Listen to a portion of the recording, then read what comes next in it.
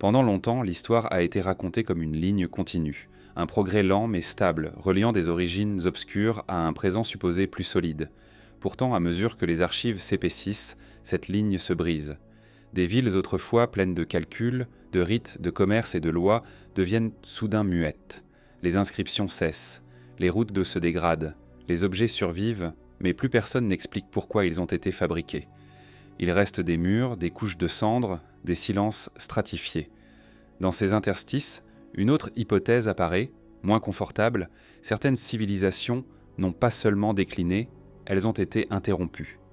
Et l'interruption laisse toujours des détails étranges, comme si quelque chose avait été mal compris ou trop vite oublié. La stabilité actuelle ressemble alors à une exception provisoire, plutôt qu'à une règle. Les premières civilisations ne commencent pas avec des idées, ni même avec des dieux. Elles commencent avec des surplus, des récoltes assez régulières pour qu'on puisse compter, stocker, redistribuer, des saisons assez prévisibles pour qu'une ville puisse s'installer au même endroit sans craindre chaque année que le sol se dérobe. Dans la vallée entre le Tigre et l'Euphrate, la terre était généreuse mais exigeante. Elle donnait beaucoup à condition d'être tenue en état. Il fallait des canaux, des digues, des corvées, des réparations. Il fallait surtout une coordination que les villages dispersés n'avaient pas encore. C'est dans cet effort continu, plus que dans une invention soudaine, qu'apparaît la forme urbaine. Les traces les plus précises ne sont pas des récits de fondation, mais des registres, des tablettes d'argile où l'on a inscrit des quantités de céréales, de bière, de laine, des listes de travailleurs, des rations allouées à des familles ou à des équipes. L'écriture, ici, n'est pas une célébration de la mémoire humaine, c'est une technologie de contrôle. Elle stabilise un monde trop grand pour être géré par simple rappel oral. Quand une société devient assez complexe pour avoir besoin de traces matérielles de ses propres échanges, elle a déjà franchi un seuil. Elle s'est rendue dépendante de la continuité. Dans cette région, la ville n'est pas seulement un rassemblement de maisons, c'est une machine administrative. Elle tient par un rythme. Les champs produisent, les greniers absorbent, le temple redistribue, les artisans fabriquent, les marchands transportent, et au cœur, une minorité d'écrivains et de responsables qui surveillent le flux. Les souverains changent, les dynasties se déplacent, mais le système de base doit rester intact, sinon l'ensemble se fragmente. Les murs, dans ce contexte, protègent autant contre l'extérieur que contre l'intérieur. Ils gardent le surplus, empêchent qu'il se disperse, imposent de l'idée que ce qui se trouve au centre appartient à une entité abstraite plus vaste que les individus. On pourrait croire que ce type de civilisation meurt par invasion. Les récits tardifs aiment cette explication, parce qu'elle est lisible. Un ennemi arrive, le feu s'allume, l'ordre tombe. Mais les couches archéologiques sont rarement aussi simples. Ce qui frappe en Mésopotamie, c'est la fatigue lente des fondations. Les mêmes gestes répétés, génération après génération, finissent par rendre le sol moins docile. L'irrigation, qui transforme une plaine sèche en grenier, apporte aussi une accumulation invisible.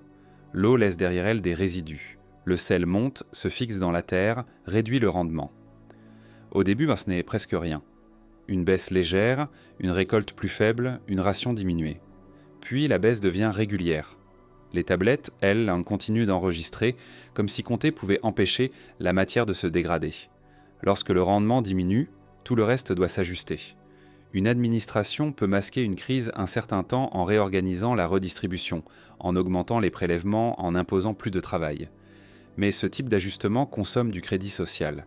Il transforme une communauté agricole en infrastructure extractive. On peut aussi changer de culture, privilégier une céréale plus résistante, déplacer des champs, ouvrir de nouveaux canaux.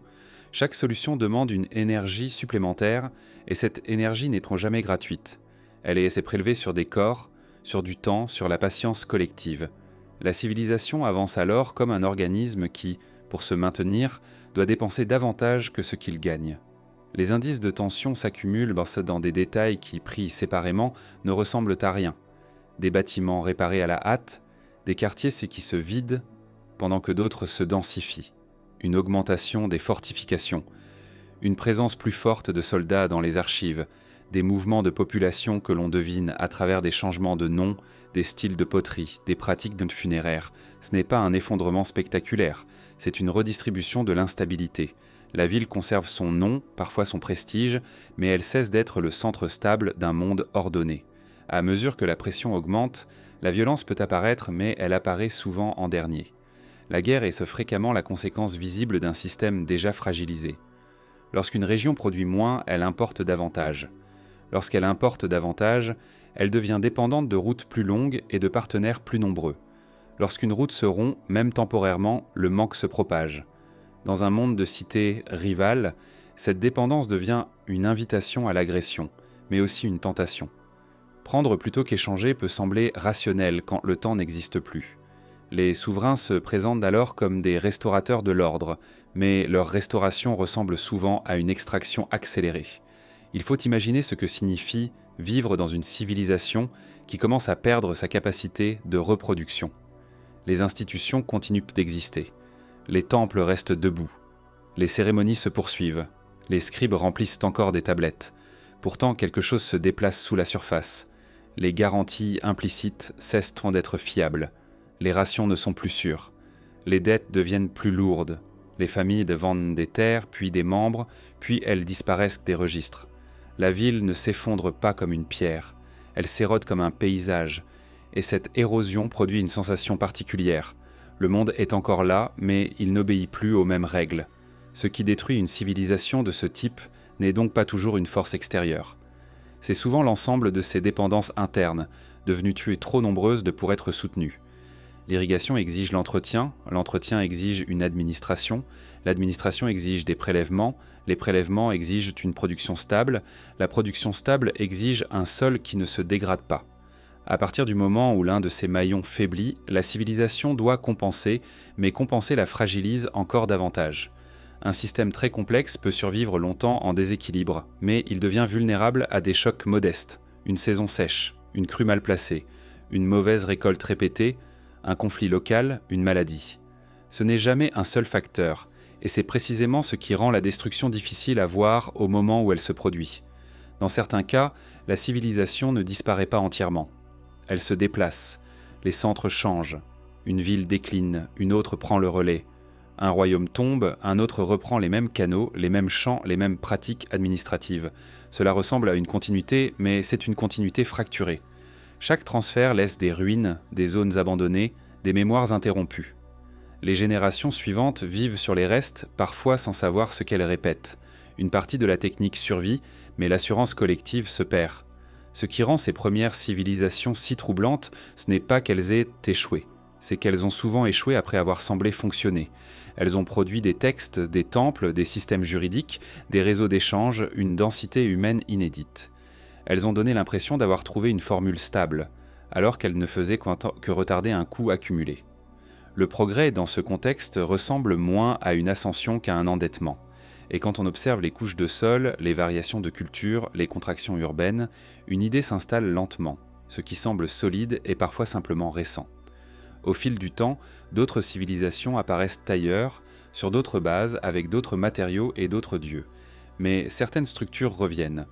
L'obsession du stockage, la dépendance aux routes, la fragilité d'un centre qui a besoin d'être nourri, la tendance à confondre expansion et sécurité. Ce sont des motifs qui ne sont pas des mythes, mais des répétitions. Et lorsque l'on suit ces répétitions, la question n'est plus seulement de savoir ce qui a détruit les premières villes, mais à quel moment une civilisation cesse d'avoir un avenir, même si elle conserve encore ses murs, ses archives et son nom. L'eau a longtemps été perçue comme la preuve la plus évidente de la maîtrise humaine sur le paysage. Creuser un canal, détourner un fleuve, répartir un débit, c'était transformer une plaine imprévisible en territoires habitables.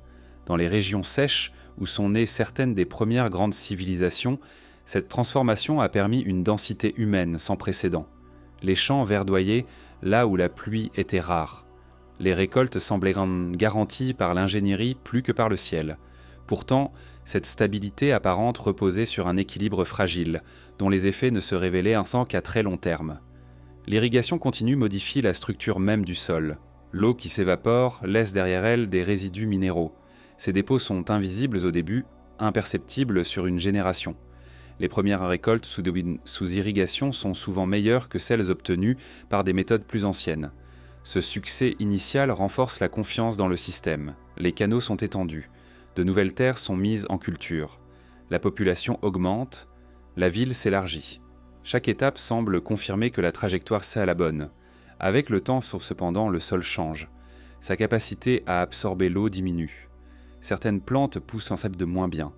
Les rendements baissent légèrement, puis de façon plus régulière. Les agriculteurs adaptent leurs pratiques, changent de variété, déplacent leurs champs.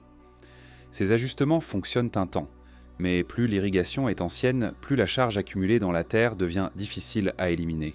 Le paysage conserve l'apparence de la fertilité, alors que sa base chimique s'est modifiée. Les archives agricoles anciennes, lorsqu'elles sont comparées sur plusieurs générations, montrent ces glissements subtils. Les cultures les plus exigeantes disparaissent progressivement des listes. Elles sont remplacées par des plantes plus résistantes, mais moins productives. Cette substitution n'est jamais présentée comme un problème.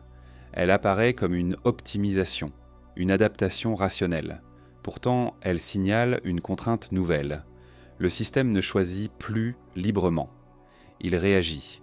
À l'échelle d'une ville, ces changements ont des conséquences profondes.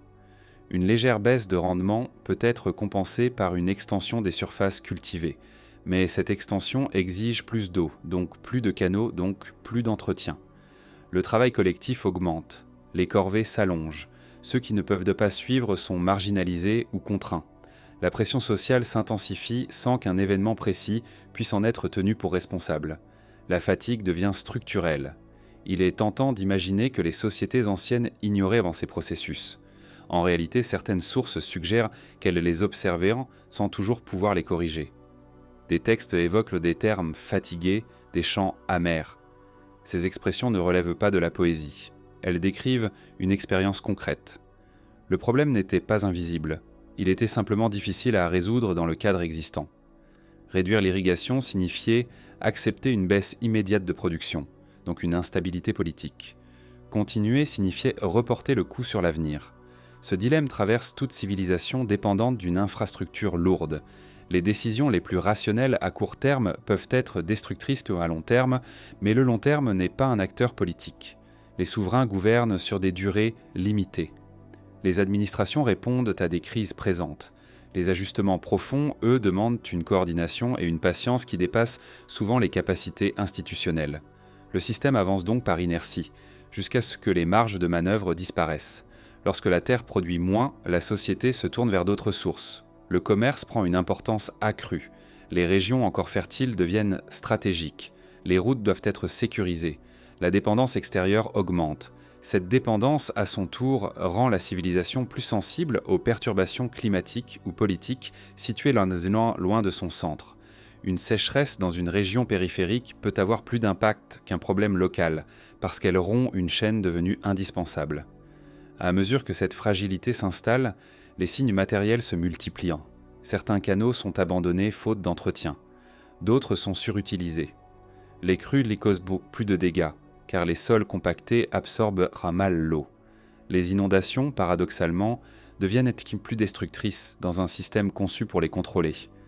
Chaque réparation consomme des ressources déjà rares. Le paysage se couvre de solutions temporaires. Ce processus ne conduit pas nécessairement à un abandon total.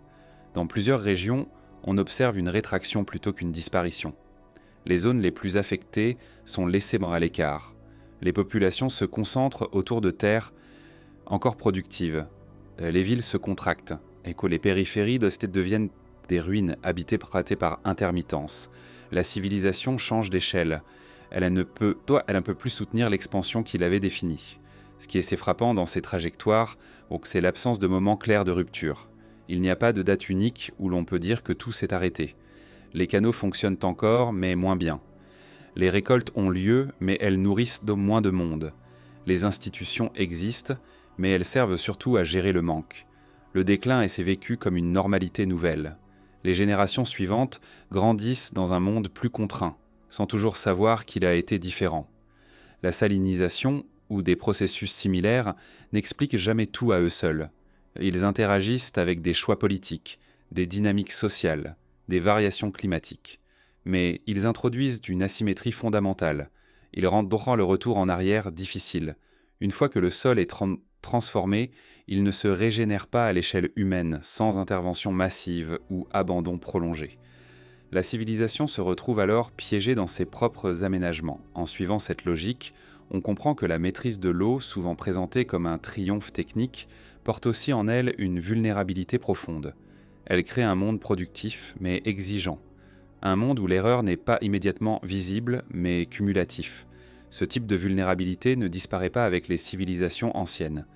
Il change de forme, de matériaux, de langage. Mais il repose toujours sur le même principe discret. Transformer un environnement pour le stabiliser, puis découvrir que cette stabilité a un coût différé, inscrit dans la matière elle-même. Lorsque les villes mésopotamiennes atteignent leur maturité, leur véritable centre n'est plus le palais, ni même le temple, mais l'archive. Dans des pièces sans ornement, parfois enterrées, des milliers de tablettes d'argile s'accumulent. Elles ne racontent presque rien, et c'est précisément leur fonction. Elles listent, elles additionnent, elles répartissent. Le blé y apparaît non comme une plante, mais comme une unité abstraite, divisible, transférable, taxable. La civilisation se reconnaît ici à sa capacité à transformer la nourriture en données stables, détachées du champ, du climat et du paysan. Ces tablettes ne servent pas seulement à se souvenir, elles servent à contraindre, elles fixent des obligations futures à partir de récoltes passées, elles rendent le temps mesurable et, par là, exigible. Une ration promise devient une dette si elle n'est pas livrée. Un champ enregistré devient saisissable. À mesure que le système se perfectionne, la distance augmente entre ceux qui produisent et ceux qui contentent. Le savoir agricole reste diffus, local, fragile. Le savoir administratif, lui, s'accumule, se centralise, se reproduit par apprentissage formel. La survie matérielle dépend alors d'un équilibre délicat entre ces deux formes de connaissance. Ce qui apparaît progressivement dans les archives, ce n'est pas une pénurie soudaine, mais une rigidité croissante. Les systèmes de redistribution, efficaces en période d'abondance, deviennent impitoyables lorsque les marges se réduisent. Les rations standardisées ne s'ajustent pas facilement à des rendements variables. Les calendriers administratifs ignorent les irrégularités du ciel. Les tablettes continuent d'exiger ce qui n'existe plus. Et lorsque la réalité ne correspond plus à l'écriture, ce n'est pas l'écriture qui se corrige en premier. Dans certaines régions, les documents montrent une augmentation des saisies, des servitudes pour dettes, des transferts de terres vers des institutions centrales. Ce mouvement n'est pas forcément perçu comme une injustice à court terme, il peut apparaître comme une protection. Le temple, en absorbant les terres, garantit une forme de continuité. Il promet de nourrir en échange de la perte d'autonomie. Mais cette promesse repose sur une condition implicite, que le système lui-même reste fonctionnel. Lorsqu'il commence à faiblir, ceux qui ont cédé leur marge n'ont plus de réserve. La dépendance au registre transforme aussi la manière dont les crises sont perçues. Une mauvaise récolte locale peut être masquée par des transferts depuis une autre région. Une sécheresse limitée peut être compensée par des stocks. Mais plus le territoire administré est vaste, plus ces compensations deviennent complexes. Elles nécessitent des routes sûres, des intermédiaires fiables, une capacité de coercition suffisante pour imposer les prélèvements là où la production subsiste encore. La civilisation devient alors un réseau tendu, où la défaillance d'un nœud se propage rapidement. À un certain stade, la question n'est plus de savoir si le blé existe, mais s'il peut atteindre l'endroit où il est attendu. Les ports fluviaux prennent une importance disproportionnée. Les entrepôts deviennent des cibles stratégiques. Les conflits, lorsqu'ils éclatent, ne visent pas toujours les centres symboliques, mais les points de stockage et de transit. Détruire un canal ou bloquer une route peut produire plus d'effets qu'une bataille ouverte. Pourtant, ces gestes laissent peu de traces narratives. Ils apparaissent seulement comme des interruptions dans les registres, des silences soudains, des séries qui s'arrêtent. Il est frappant de constater que, dans certaines villes, l'écriture survit plus longtemps que la stabilité sociale. Les tablettes continuent d'être produites alors même que les quartiers se vident. Comme si l'acte d'enregistrer était devenu une fin en soi, un rituel destiné à maintenir l'illusion de continuité. À un moment donné, cependant, même cette illusion se fissure. Les archives cessent brusquement. Non pas parce que plus rien ne se passe, mais parce que plus personne n'est payé, formé ou protégé pour écrire. La disparition de l'écriture n'est pas un symbole romantique. C'est un indicateur administratif précis. La chaîne de soutien est rompue. Ce qui suit n'est pas toujours une catastrophe visible. Souvent, les populations ne disparaissent pas. Elles se déplacent. Elles retournent à des formes d'organisation moins centralisées, plus souples, moins dépendantes d'un surplus permanent. Les villages subsistent là où les villes échouent. L'agriculture continue, mais sans l'appareil qui l'a transformée en civilisation urbaine. Le blé est de nouveau mangé là où il est produit, sans passer par des registres. Cette transition n'est ni un progrès ni une régression morale. C'est un ajustement écologique et social à un environnement devenu moins prévisible. Ce qui s'est perdu, en revanche, c'est la capacité à maintenir une mémoire longue et cumulative. Sans archives centralisées, les techniques grecques se fragmentent. Certaines sont oubliées, d'autres sont simplifiées. Les grandes constructions cessent, non par manque d'imagination, mais parce qu'elles exigent une coordination qui n'est plus possible. Les paysages se remplissent de ruines partiellement réutilisées, de briques récupérées, de canaux détournés. La civilisation ne s'effondre pas comme un récit, mais comme une infrastructure. En observant ces cycles, il devient difficile de maintenir l'idée d'une destruction unique et identifiable. Ce qui détruit ces premières civilisations, c'est leur propre succès administratif, devenu trop rigide pour un monde instable. La capacité à compter, stocker et planifier, qui les a fait émerger, devient un facteur de vulnérabilité lorsque les conditions changent. Le système ne sait pas réduire sa complexité sans se nier lui-même. Il continue donc jusqu'à ce que ses fondations humaines et écologiques ne puissent plus le porter. Dans ce silence laissé par les tablettes, une continuité plus discrète apparaît. Les gestes agricoles persistent. Les routes locales restent connues. Les savoirs pratiques circulent oralement. Ce sont des formes de mémoire moins visibles, mais plus résilientes. Elles ne produisent pas de monuments, mais elles survivent aux ruines. Et c'est peut-être là que se situe la fracture essentielle entre une civilisation conçue pour durer par l'accumulation et des sociétés capables de durer par l'adaptation. Lorsque l'on suit cette fracture à travers le temps, elle ne cesse pas avec les premières villes. Elle se déplace, se transforme et réapparaît ailleurs, sous d'autres formes, lorsque la comptabilité du monde recommence à précéder sa matière. À mesure que les sociétés anciennes gagnent en complexité, certaines institutions changent de fonction sans changer d'apparence. Le temple en est l'exemple le plus discret. À première vue, il demeure un lieu de culte, de rites, d'offrandes. Ses murs épais, ses cours intérieures, ses statues immobiles semblent orientées vers le sacré. Pourtant, derrière cette façade rituelle, une autre activité s'installe progressivement, plus constante, plus décisive pour la survie collective. Le temple devient un centre de stockage, puis de redistribution, puis de crédit. Il se transforme en une entité économique sans jamais renoncer à son langage religieux. Cette transformation n'est pas le résultat d'un choix explicite. Elle émerge d'un besoin pratique. Les surplus doivent être conservés dans des lieux sûrs. Les dettes doivent être enregistrées par une autorité reconnue. Les engagements à long terme exigent une continuité que les individus seuls ne peuvent garantir. Le temple, par sa permanence symbolique, remplit ses fonctions naturellement. Il inspire la confiance, il survit au règne, il possède des terres, du personnel, des archives. Peu à peu, il devient le lieu où l'on dépose non seulement des offrandes, mais aussi des réserves vitales. Dans ce contexte, la frontière entre le religieux et l'économique devient difficile à tracer. Une offrande peut être une forme d'impôt, une prière peut accompagner une transaction, une bénédiction peut sceller un contrat. Le langage du sacré donne une légitimité à des mécanismes matériels de plus en plus complexes. En retour, ces mécanismes renforcent le pouvoir du temple. Celui qui contrôle les stocks contrôle les crises. Celui qui distribue en période de pénurie acquiert une autorité qui dépasse la croyance. Les archives montrent que les temples possédaient des terres, employaient tissant des travailleurs, prêtaient des semences, avançaient des rations. Ces prêts n'étaient pas toujours présentés comme tels. Ils prenaient la forme d'une aide, d'une protection, d'un échange différé. Mais ils créaient des obligations. Une mauvaise récolte liait davantage encore le producteur à l'institution. La dépendance s'installait sans violence apparente. Elle était justifiée par la nécessité, sanctifiée par le rituel. Dans les périodes d'abondance, ce système fonctionnait comme un amortisseur. Il permettait de lisser les variations, de soutenir les plus vulnérables, de financer des travaux collectifs. Mais lorsque les ressources diminuaient durablement, le rôle du temple se modifiait.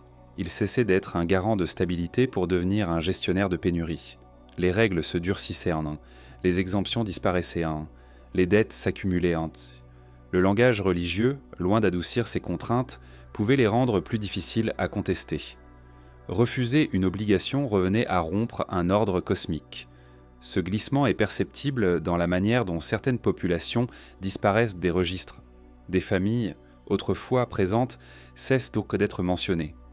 Elles ont peut-être quitté la région. elles ont peut-être perdu leur statut. Elles ont peut-être été absorbées comme main-d'œuvre dépendante. Les textes ne le précisent pas. Ils enregistrent seulement ce qui continue d'entrer et de sortir des greniers. Le silence administratif devient alors un indice. Ce qui n'était plus compté n'est plus reconnu. À mesure que le temple concentre les ressources, il attire aussi les tensions. Il devient un point fixe dans un paysage instable. Les conflits, lorsqu'ils éclatent, le visquent parfois directement. Non pas pour détruire le sacré, mais pour s'approprier ce qu'il contient. Les destructions de temples, lorsqu'elles sont attestées, sont rarement des actes purement symboliques. Elles correspondent à des moments où l'ordre qu'ils représentaient ne parvient plus à se maintenir. Leur chute signale moins un rejet de la religion qu'un effondrement du système de redistribution qu'ils incarnaient. Il est important de noter que cette centralisation ne supprime pas les autres formes d'économie. Les échanges locaux persistent, les solidarités familiales subsistent, mais elles deviennent secondaires face à une institution qui gère des volumes et des temporalités plus larges. Le temple pense à l'échelle de plusieurs saisons, parfois de plusieurs générations. Cette vision longue lui donne un avantage décisif, mais elle l'éloigne aussi des réalités immédiates. Les décisions sont prises sur la base de tableaux, de stocks, de projections implicites. Lorsque ces projections se révèlent fausses, l'erreur est amplifiée. Dans certaines régions, on observe une multiplication des temples à mesure que la société se fragilise. Cette prolifération peut être interprétée comme un renforcement du sacré. Elle peut aussi être lue comme une tentative de décentralisation économique, un effort pour répartir les risques. Mais chaque nouveau centre exige des ressources, du personnel, une administration. La solution devient à son tour un fardeau. Le paysage se couvre d'institutions lourdes, concurrentes, parfois redondantes, qui se disputent un surplus en diminution. Ce qui rend ces temples si difficiles à analyser, c'est leur ambiguïté. Ils ne sont ni purement oppressifs, ni simplement bienveillants. Ils incarnent une réponse collective à un problème réel, comment survivre dans un environnement incertain à grande échelle. Leur échec n'est pas moral, il est structurel. Lorsqu'une institution conçue pour gérer l'abondance doit gérer la rareté prolongée, elle tend à préserver sa propre continuité avant celle des individus. Ce choix n'est pas formulé. Il est implicite, inscrit dans les règles mêmes du système. À la fin, lorsque certaines civilisations se contractent ou se fragmentent, les temples peuvent rester debout plus longtemps que les quartiers qu'ils desservaient. Ils deviennent des coquilles, parfois réutilisées, parfois abandonnées. Leur silence est particulier. Il n'est pas celui d'un lieu vide, mais celui d'un mécanisme arrêté. Les greniers sont là, mais ils ne distribuent plus. Les archives existent, mais elles ne sont plus mises à jour. La continuité qu'ils promettaient s'est interrompue. En observant ces trajectoires, une leçon discrète se dégage. Les institutions qui paraissent les plus stables sont souvent celles qui accumulent le plus de responsabilités invisibles. Elles portent la mémoire, les réserves, les attentes. Tant que le monde correspond à leurs hypothèses, elles semblent indispensables. Lorsque le monde change, leur inertie devient un poids. Et c'est dans cet écart, entre la permanence symbolique et la fragilité matérielle, que certaines civilisations ont commencé à se défaire, sans bruit, bien avant que leur ruine ne soit visible.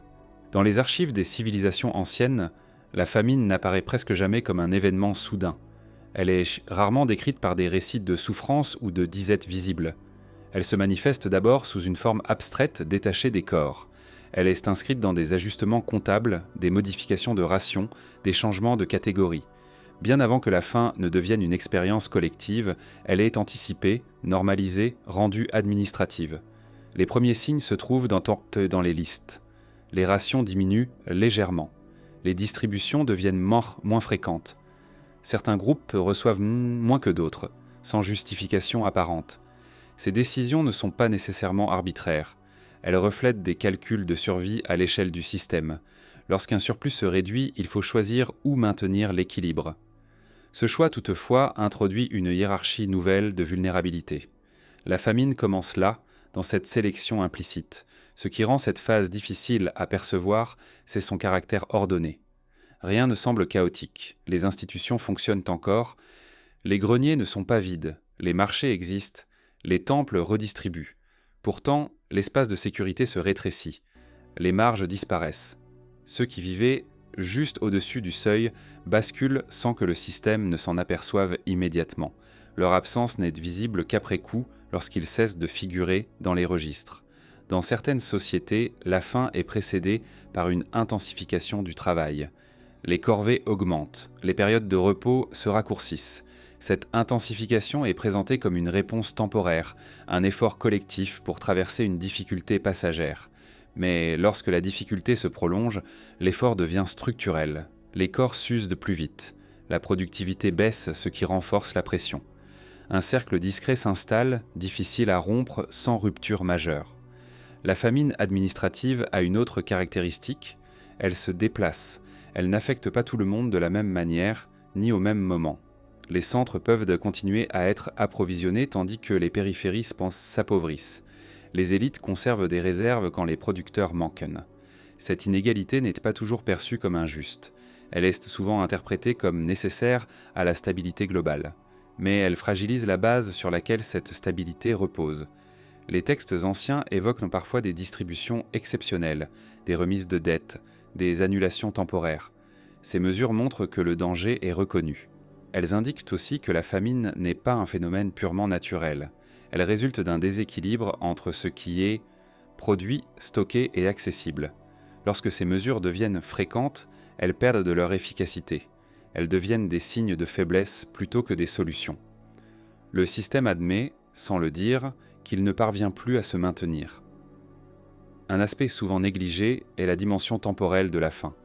La famine n'est pas seulement un manque ponctuel, c'est une anticipation permanente. Les familles adaptent leur comportement bien avant de manquer réellement. Elles réduisent les naissances, elles vendent des biens, elles migrent. Ces décisions rationnelles individuellement ont des effets collectifs. Elles réduisent la capacité de production future. Elles vident certains territoires, elles transforment le paysage social sans événements spectaculaires. Dans ce contexte, la violence peut apparaître, mais elle n'est pas inévitable. Beaucoup de sociétés anciennes semblent avoir traversé des phases de sous-alimentation chronique sans révolte ouverte. La contrainte était intériorisée. Le cadre symbolique, religieux ou juridique, donnait un sens à la privation. La faim devenait une épreuve, un châtiment, un déséquilibre cosmique à corriger par des rites. Cette interprétation pouvait retarder la contestation, mais elle ne supprimait pas les effets matériels. Ce qui finit par rompre cet équilibre précaire, ce n'est pas toujours la faim elle-même, mais l'impossibilité de la gérer. Lorsque les institutions cessent d'anticiper, lorsque les registres ne suffisent plus à masquer le manque, la famine devient visible, les corps s'affaiblissent, les maladies se propagent, les migrations s'accélèrent. À ce stade, la crise est déjà avancée. Les réponses disponibles sont limitées. Les structures conçues pour amortir les chocs deviennent des obstacles. Il est significatif que certaines famines majeures ne soient presque pas décrites par les sociétés qui les ont subies. L'écriture peut s'interrompre précisément au moment où elle serait la plus nécessaire. Les scribes disparaissent ou ne sont plus nourris. Les archives cessent. Ce silence n'est pas une absence de souffrance, c'est un indicateur de l'effondrement administratif. La famine n'est plus gérée, elle n'est plus enregistrée, elle devient totale. Après ces périodes, le paysage change durablement. Certaines terres restent cultivées, mais à une échelle moindre. Les villes se contractent ou sont abandonnées, les populations se dispersent. La mémoire de la crise se transmet parfois sous forme de récits fragmentaires, de mythes de destruction ou de punition divine. Mais ces récits ne rendent pas compte du processus réel. Ils simplifient ce qui fut une lente dégradation. Ce que révèlent ces famines écrites avant d'être vécues, c'est la capacité d'un système à prédire sa propre fragilité sans pouvoir l'éviter. Les chiffres, les listes, les ajustements étaient des signaux. Ils indiquaient que quelque chose se resserrait. Mais comprendre un danger n'implique pas toujours la capacité de le conjurer. Les civilisations anciennes ont souvent reconnu trop tôt ce qui allait leur manquer et trop tard ce qu'il aurait fallu transformer. Dans cette perspective, la famine apparaît moins comme une catastrophe naturelle que comme un révélateur. Elle montre où se situent les priorités réelles d'une société, ce qu'elle choisit de préserver, ce qu'elle accepte de perdre. Elle expose les limites d'un ordre fondé sur la prévision et le contrôle. Et lorsque l'on observe ces mécanismes à distance, on perçoit une continuité troublante. La faim n'est jamais seulement l'absence de nourriture, mais l'échec d'un système à maintenir la promesse implicite sur laquelle il s'est construit. Lorsque la guerre apparaît dans les archives des civilisations anciennes, elle est rarement le premier signe de désordre. Elle survient après une longue série d'ajustements, de compromis et de dégradations silencieuses. Les récits ultérieurs la présentent souvent comme la cause de la chute, mais les indices matériels racontent une autre histoire.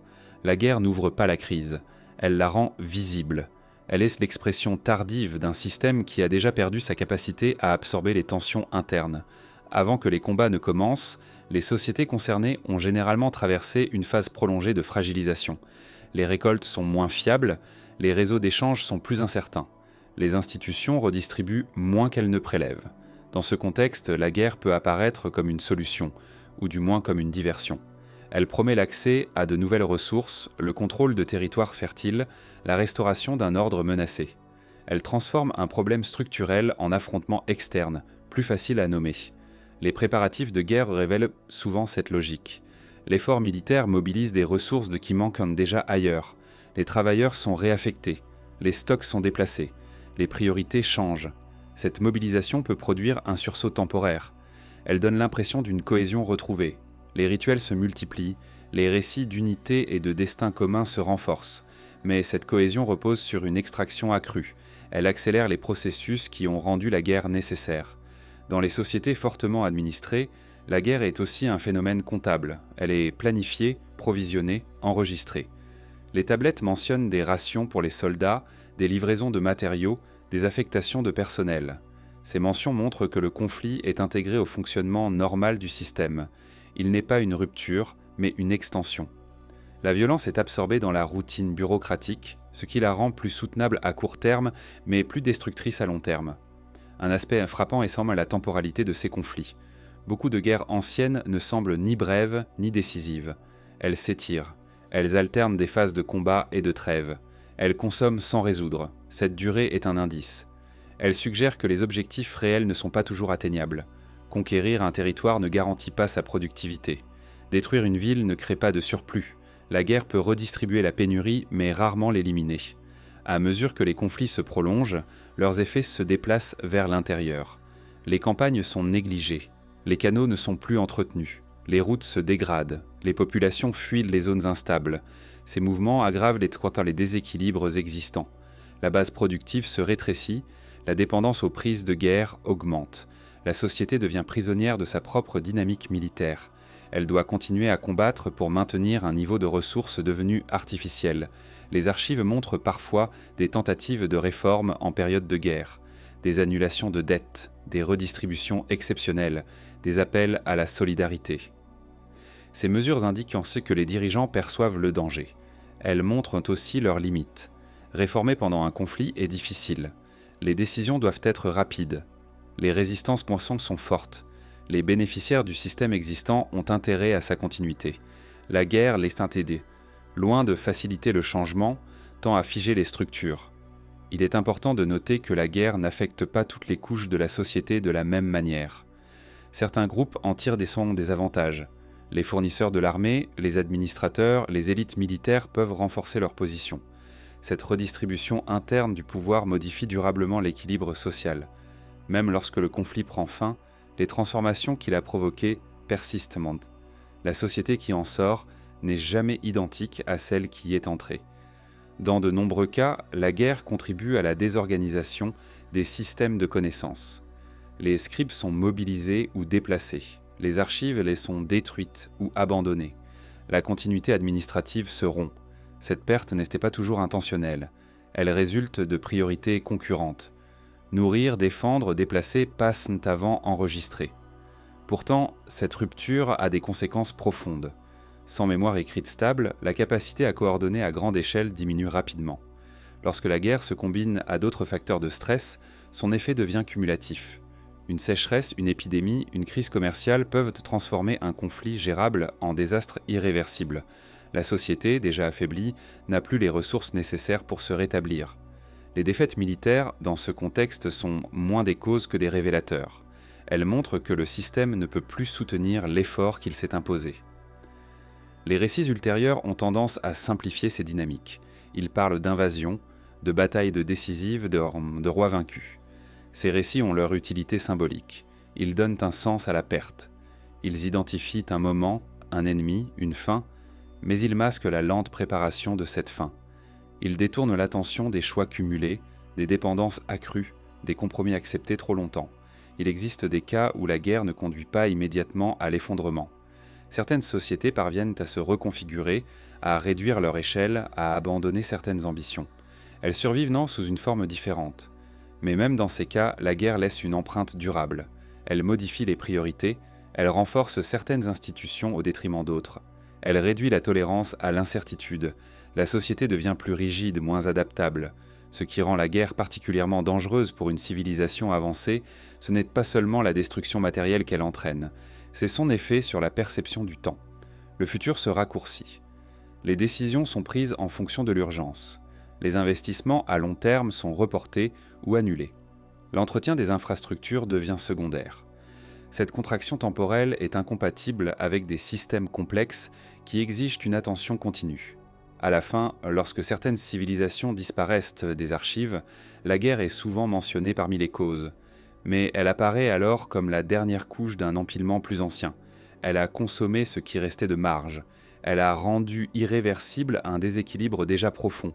Elle a donné une forme spectaculaire à une dégradation lente. Observer la guerre comme symptôme tardif plutôt que comme origine permet de déplacer le regard. Il ne s'agit plus seulement de savoir qui a attaqué qui, mais pourquoi l'attaque est devenue pensable, puis nécessaire. La guerre révèle ce que la paix masquait. Une société peut sembler stable tout en étant structurellement épuisée. Et lorsque cette exhaustion atteint un certain seuil, la violence cesse d'être un accident. Elle devient un mode de gestion, jusqu'à ce que même ce mode échoue, laissant derrière lui des territoires silencieux, des villes fragmentées et des traces qui, longtemps après, continuent de suggérer qu'autre chose s'était déjà défait avant le premier combat. Entre les fleuves, entre les villes, entre les zones de production et les centres de stockage, il existait des routes dont l'importance dépassait largement leur apparence. Elles n'étaient pas toujours pavées. Souvent, elles n'étaient que des pistes entretenues par le passage régulier des hommes, des animaux et des marchandises. Pourtant, c'est sur ces trajectoires discrètes que reposait l'unité réelle des premières civilisations complexes. Une ville pouvait produire peu, à condition d'être reliée. Une région pouvait subir une mauvaise saison, à condition qu'une autre compense. La route était moins un espace qu'une promesse de continuité. Lorsque ces routes fonctionnaient, elles rendaient invisibles les fragilités locales. Les pénuries étaient absorbées par le mouvement. Le blé circulait, mais aussi le bois, les métaux, la pierre, les textiles, les idées, les techniques. Les calendriers agricoles eux-mêmes finissaient par s'ajuster à ces flux. La civilisation ne se définissait plus seulement par ce qu'elle produisait, mais par ce qu'elle pouvait faire venir. Cette dépendance au mouvement était perçue comme un progrès. Elle permettait la spécialisation, l'expansion, la densité humaine, mais cette même dépendance introduisait une vulnérabilité silencieuse, une route n'étant jamais un objet isolé. Elle suppose un entretien, une sécurité, une prévisibilité. Elle traverse des territoires qui ne sont pas toujours soumis à la même autorité. Elle dépend de conditions climatiques, politiques, sociales. Tant que ces conditions restent relativement stables, la route disparaît dans le paysage. Elle devient évidente. Lorsqu'elle change, elle devient un point de rupture. Les archives anciennes montrent rarement la destruction directe des routes. Elles montrent plutôt leur absence. Des livraisons attendues qui n'arrivent pas, des délais qui s'allongent, des ajustements répétés dans les distributions.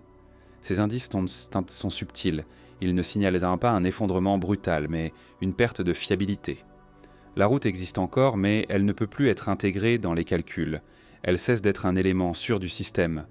Dans certaines régions, cette perte est progressive.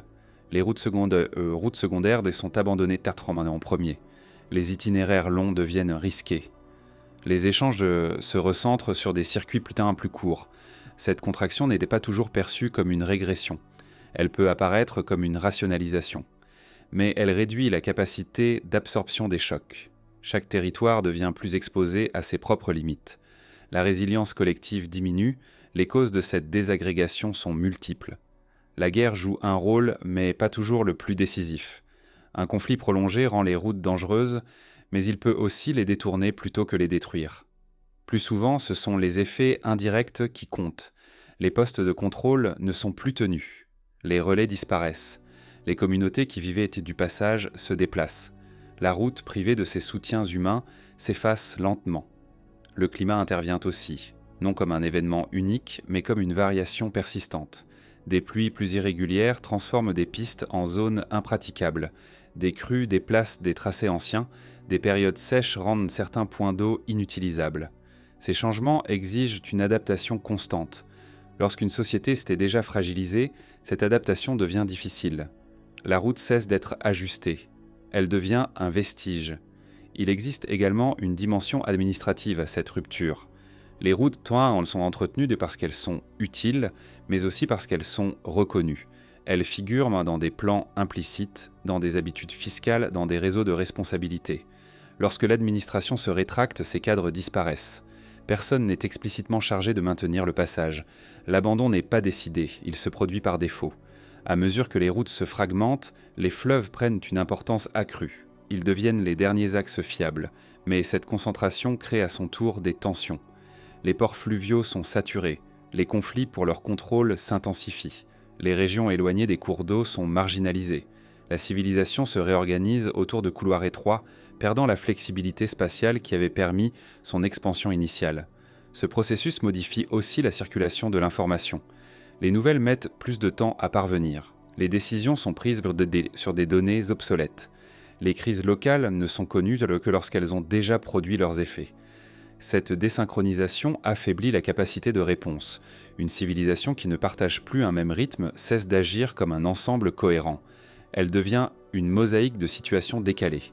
Les conséquences sociales sont profondes. Les groupes qui contrôlaient un soleil et les échanges perdent leur statut.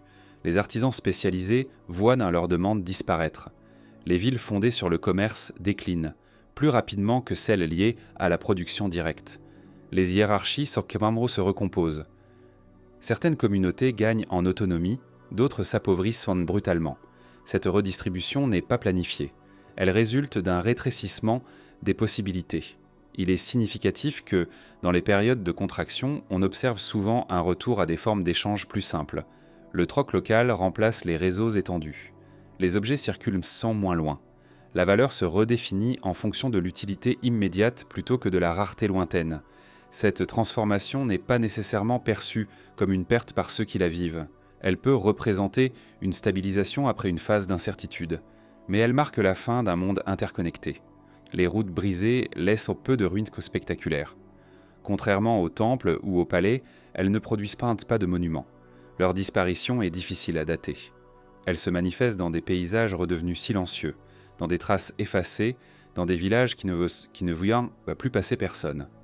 Pourtant, leur rôle dans la désintégration des civilisations est central.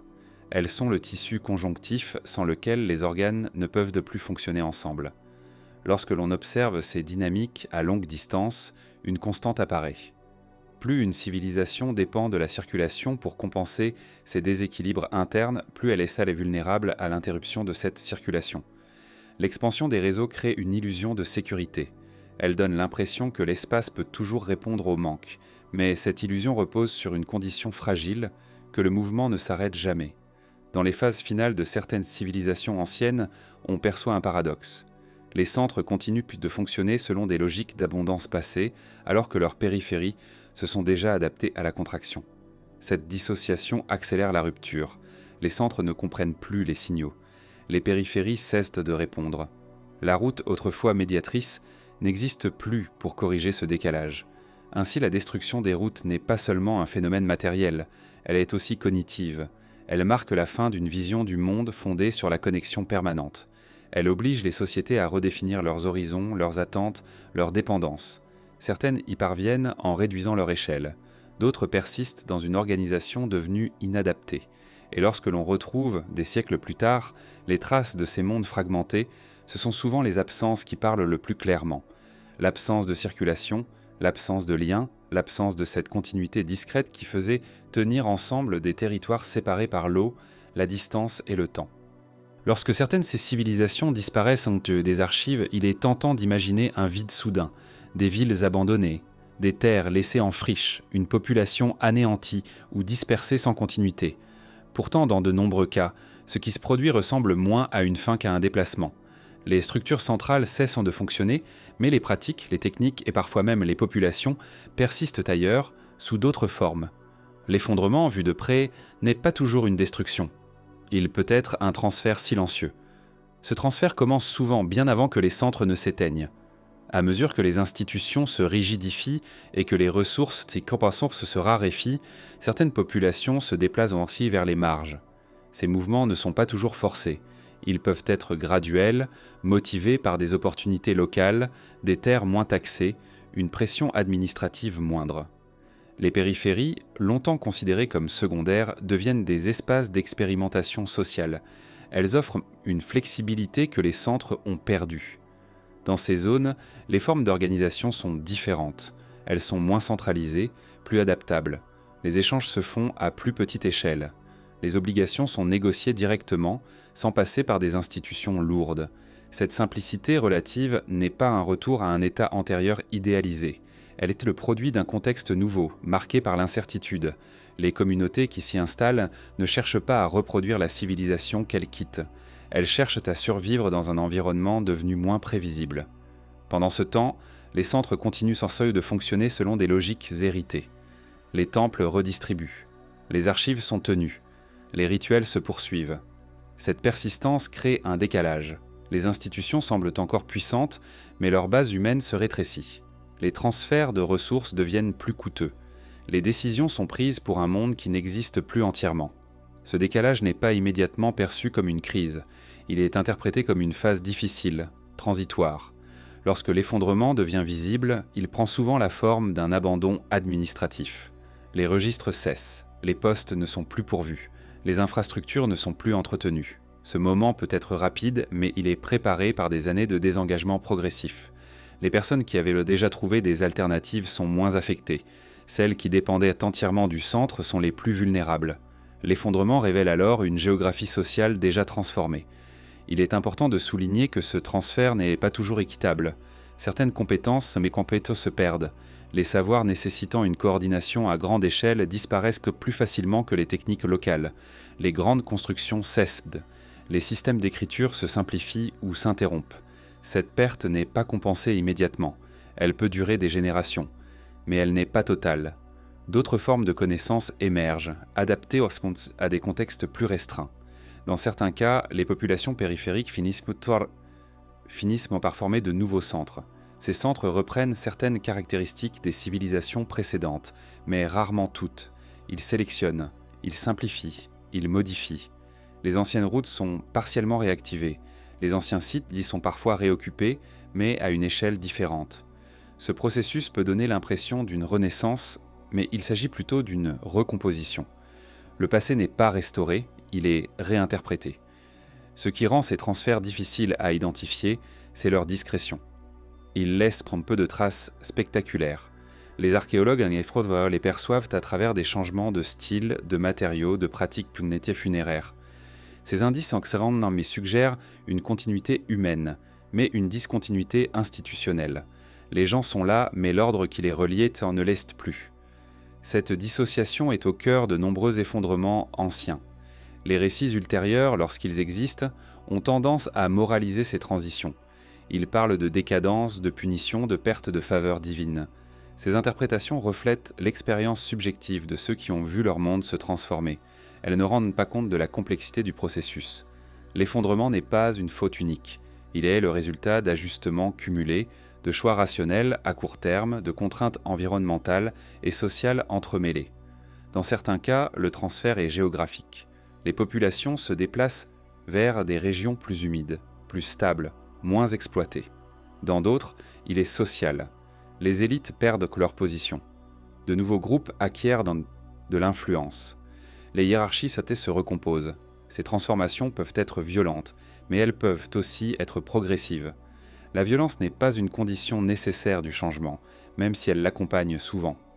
Un aspect essentiel de ces transferts est la manière dont ils modifient la mémoire collective. Lorsque les institutions disparaissent, la mémoire écrite s'efface. Ce qui reste est transmis oralement, fragmenté, transformé. Les grands récits se condensent en mythes. Les événements complexes deviennent alors que leur héritage matériel et humain se poursuit. L'effondrement est visible là où l'écriture cesse, pas là où la vie continue. Cette asymétrie biaise notre perception. Elle nous pousse à confondre la fin d'un système de représentation avec la fin d'une société. En observant ces transferts, une question implicite émerge. Qu'est-ce qui définit réellement une civilisation ? Est-ce la présence de villes, d'écritures, de monuments, ou est-ce un ensemble de relations, de pratiques et de savoirs capables de se déplacer et de se transformer ? Les effondrements anciens suggèrent que les formes les plus visibles sont aussi les plus fragiles. Elles dépendent d'un équilibre précis, difficile à maintenir. Lorsque cet équilibre se rompt, la civilisation ne disparaît pas dans le néant. Elle se diffuse, elle se fragmente, elle se réinvente à des échelles plus petites. Ce processus peut sembler, du point de vue des centres, comme une perte irréparable. Mais il peut représenter, pour les périphéries, une libération relative. La fin d'un ordre centralisé ouvre des espaces d'autonomie, mais au prix d'une perte de coordination et de mémoire cumulative. À long terme, ces transferts préparent souvent le terrain pour de nouvelles formes de complexité. Les sociétés issues de l'effondrement portent en elles des leçons implicites. Elles ont expérimenté les limites de certaines structures. Elles héritent de ruines qui servent d'avertissement autant que de ressources. Lorsqu'elles reconstruisent, elles ne repartent jamais de zéro. Elles sélectionnent ce qui leur semble viable. Ainsi, l'effondrement qui ressemble à un transfert n'est ni une simple fin ni un recommencement pur. C'est une phase intermédiaire, ambiguë, où la continuité humaine coexiste avec la discontinuité institutionnelle. C'est dans cet espace que se jouent certaines des transformations les plus profondes de l'histoire. Et c'est aussi dans cet espace que se prépare, souvent sans le savoir, la prochaine configuration de ce que l'on appellera plus tard une nouvelle civilisation. À la fin de l'âge du bronze, dans plusieurs régions éloignées les unes des autres, un phénomène similaire apparaît presque simultanément. Des palais autrefois actifs cessent brusquement de fonctionner. Les centres administratifs sont abandonnés ou détruits. Les réseaux qui reliaient un royaume, cités et ports se fragmentent. Cette période a souvent été décrite comme une catastrophe soudaine, une série de chocs violents qui auraient balayé des civilisations entières. Pourtant, lorsque l'on observe les palais eux-mêmes, leur silence raconte une histoire plus lente, plus complexe. Ces palais n'étaient pas seulement des résidences royales, ils étaient des nœuds logistiques. On y stockait des denrées, des métaux, des objets de prestige. On y tenait des registres. On y coordonnait la production artisanale et les échanges à longue distance. Leur architecture reflétait cette fonction. Les salles étaient vastes, conçues pour recevoir, redistribuer, contrôler. Leur activité dépendait d'un flux constant de ressources obtenant de l'extérieur. Sans ce flux, le palais devenait une coquille. Dans les décennies qui précèdent leur abandon, des signes de tension apparaissent. Les importations diminuent. Certains matériaux deviennent plus rares. Les artisans spécialisés disparaissent des registres. Les réparations sont moins soignées. Ces indices suggèrent une contraction progressive des réseaux qui alimentaient ces centres. Le palais continue de fonctionner, mais il fonctionne sur des réserves. Il consomme ce qui a été accumulé dans une phase antérieure plus stable. La dépendance de ces centres à des chaînes d'approvisionnement complexes est un élément clé de leur vulnérabilité. Le bronze lui-même en est un symbole. Sa production exige des ressources provenant de régions différentes. Sa circulation repose sur des routes maritimes et terrestres sécurisées. Lorsque ces routes deviennent incertaines, la production se désorganise. Les outils, les armes, les objets rituels deviennent plus difficiles à renouveler. Le palais perd progressivement sa capacité à maintenir l'ordre matériel qu'il incarne. Les conflits jouent un rôle dans cette période, mais ils ne suffisent pas à expliquer l'ampleur des abandons. Les destructions visibles sont souvent localisées. Elles ne correspondent pas à une conquête systématique. Dans certains cas, les palais semblent avoir été abandonnés sans combat. Les objets de valeur sont parfois emportés. Les archives sont laissées sur place. Ce contraste suggère un départ organisé mais précipité. Quelque chose a rendu la continuité impossible. L'un des aspects les plus frappants est la disparition rapide de l'écriture palatiale dans plusieurs régions. Cette écriture était étroitement liée à l'administration centralisée. Elle servait à enregistrer les flux de biens, les obligations, les rations. Lorsque le palais cesse de fonctionner, cette écriture devient inutile. Elle n'est pas remplacée immédiatement. Pendant des générations, certaines sociétés vivent sans système d'enregistrement comparable. Cette rupture n'est pas un oubli soudain. Elle reflète la perte d'un cadre institutionnel capable de soutenir cette pratique. Les palais vides témoignent aussi d'une transformation sociale profonde. Les élites qui y résidaient perdant leur base de pouvoir lorsque les flux s'interrompaient. Sans capacité de redistribution, leur autorité s'érodait rapidement. Les populations locales n'avaient plus intérêt à maintenir un système qui ne leur offrait plus de sécurité. Les loyautés se déplaçaient vers des structures plus proches, plus tangibles. Le pouvoir se fragmentait. Dans les régions rurales, la vie continuait sous des formes modifiées. L'agriculture ne disparaissait pas. Elle se réorganisait à une échelle plus locale. Les villages devenaient en somme plus autonomes, les échanges à longue distance diminuaient, mais les réseaux de voisinage se renforçaient. Cette transition est parfois décrite comme un recul. Elle peut aussi être vue comme une adaptation. Les sociétés réduisaient leur exposition à des systèmes devenus instables. Les palais abandonnés restaient dans le paysage comme des rappels silencieux d'un ordre disparu. Ils n'étaient pas toujours détruits. Certains étaient partiellement réoccupés, utilisés comme carrières de matériaux ou intégrés à de nouvelles structures. Leur présence influençait la mémoire collective. Ils devenaient quand des lieux chargés de sens, associés à un passé de puissance et de perte. Cette mémoire pouvait nourrir des récits ultérieurs de grandeur ancienne sans transmettre les mécanismes réels qui l'avaient rendu possible. Ce qui relie ces abandons dispersés, ce n'est pas une cause unique, mais une convergence de fragilité. Les réseaux étaient trop étendus pour être réparés rapidement. Les institutions étaient trop spécialisées pour se transformer. Les centres dépendaient trop de flux extérieurs pour survivre à leur interruption. Alors, lorsque ces conditions se sont combinées, le système s'est arrêté. Non pas parce qu'il avait été détruit de l'extérieur, mais parce qu'il ne pouvait plus se reproduire. Il est révélateur que, dans les siècles qui suivent, de nouvelles formes de pouvoir émergent, souvent plus modestes, plus ancrées localement. Les grandes architectures palatiales ne réapparaissent pas immédiatement. Lorsque des centres se reforment, ils sont différents. Ils utilisent d'autres matériaux, d'autres symboles. Ils évitent parfois les excès de centralisation qui avaient caractérisé leurs prédécesseurs.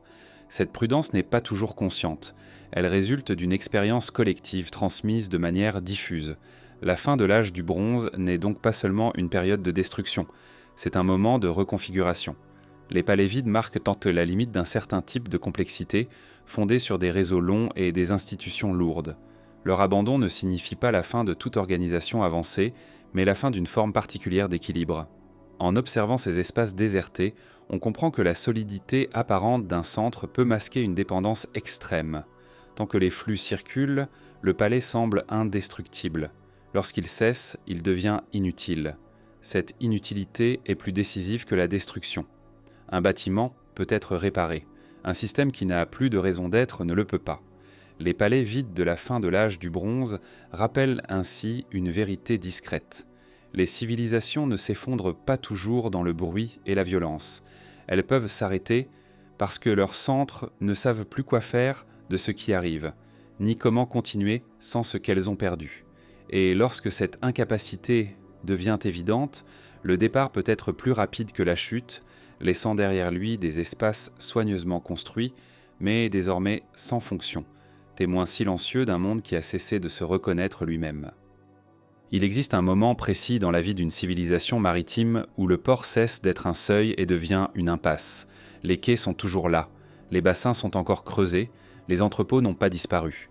Pourtant, quelque chose d'essentiel manque. Les arrivées se raréfient. Les cargaisons attendues ne viennent plus. Le port, conçu pour recevoir, se transforme en espace d'attente sans objet. Cette transformation est l'un des signes les plus silencieux, mais aussi les plus décisifs, de la désintégration d'un monde interconnecté.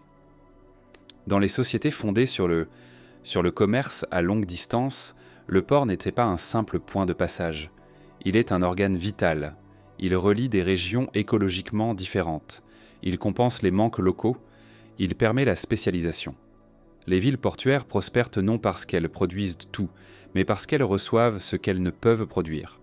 Leur richesse dépend de calendriers invisibles, de vents saisonniers, de relations politiques maintenues à distance. Tant que ces paramètres restent alignés, le port fonctionne presque sans friction. Alors, lorsque ces paramètres se dérèglent, les effets ne sont pas immédiatement visibles. Un navire manqué peut être attribué à une tempête. Un retard peut être compensé par des stocks. Les premiers signes sont interprétés comme des anomalies. Mais à mesure que les absences se répètent, le port perd sa fonction prédictive. Il ne peut plus être intégré dans des plans fiables. Les marchands hésitent. Les contrats deviennent plus prudents. Les flux se réduisent avant même de s'interrompre. Les archives portuaires, lorsqu'elles existent, témoignent de cette transition. Les listes de marchandises se raccourcissent. Certains produits disparaissent, d'autres apparaissent de manière irrégulière. Cette instabilité modifie la structure économique de la ville. Les artisans dépendants de matières importées voient leur activité diminuer. Les entrepôts se vident, les travailleurs occasionnels perdent leurs revenus. Le port, autrefois moteur, devient un facteur d'incertitude. Il est important de noter que cette dégradation n'est pas toujours liée à un événement local. Souvent, les causes anxioléas se situent ailleurs. Une crise dans une région productrice, un conflit sur une route maritime, un changement climatique affectant les vents ou les courants. Ces perturbations lointaines se répercutent dans le port sans y laisser de traces directes. Le lieu subit les effets d'un système qu'il ne contrôle pas. Cette dépendance est l'une des faiblesses fondamentales des économies portuaires complexes. À mesure que les arrivées diminuent, les autorités locales tentent parfois de compenser. Elles cherchent de nouveaux partenaires, elles réorganisent les taxes, elles encouragent la production locale. Ces efforts peuvent comme ralentir le déclin, mais ils ne remplacent pas les réseaux perdus. Un port n'existe pas par lui-même. C'est l'expression matérielle d'un monde en mouvement. Lorsque ce monde se contracte, le port devient surdimensionné, inadapté à la nouvelle réalité. Dans certains cas, les ports sont abandonnés progressivement. Les quais ne sont plus entretenus, les bassins s'envasent, les installations se dégradent. Cette lente détérioration est souvent plus significative que la destruction violente. Elle indique que le port n'est plus jugé prioritaire. Les ressources nécessaires à son entretien sont redirigées ailleurs. Le silence s'installe sans décision explicite. Il existe aussi des situations où le port reste physiquement actif, mais perd son rôle stratégique. Il sert à des échanges locaux, à des déplacements limités. Il continue d'exister, mais il ne structure plus l'économie régionale.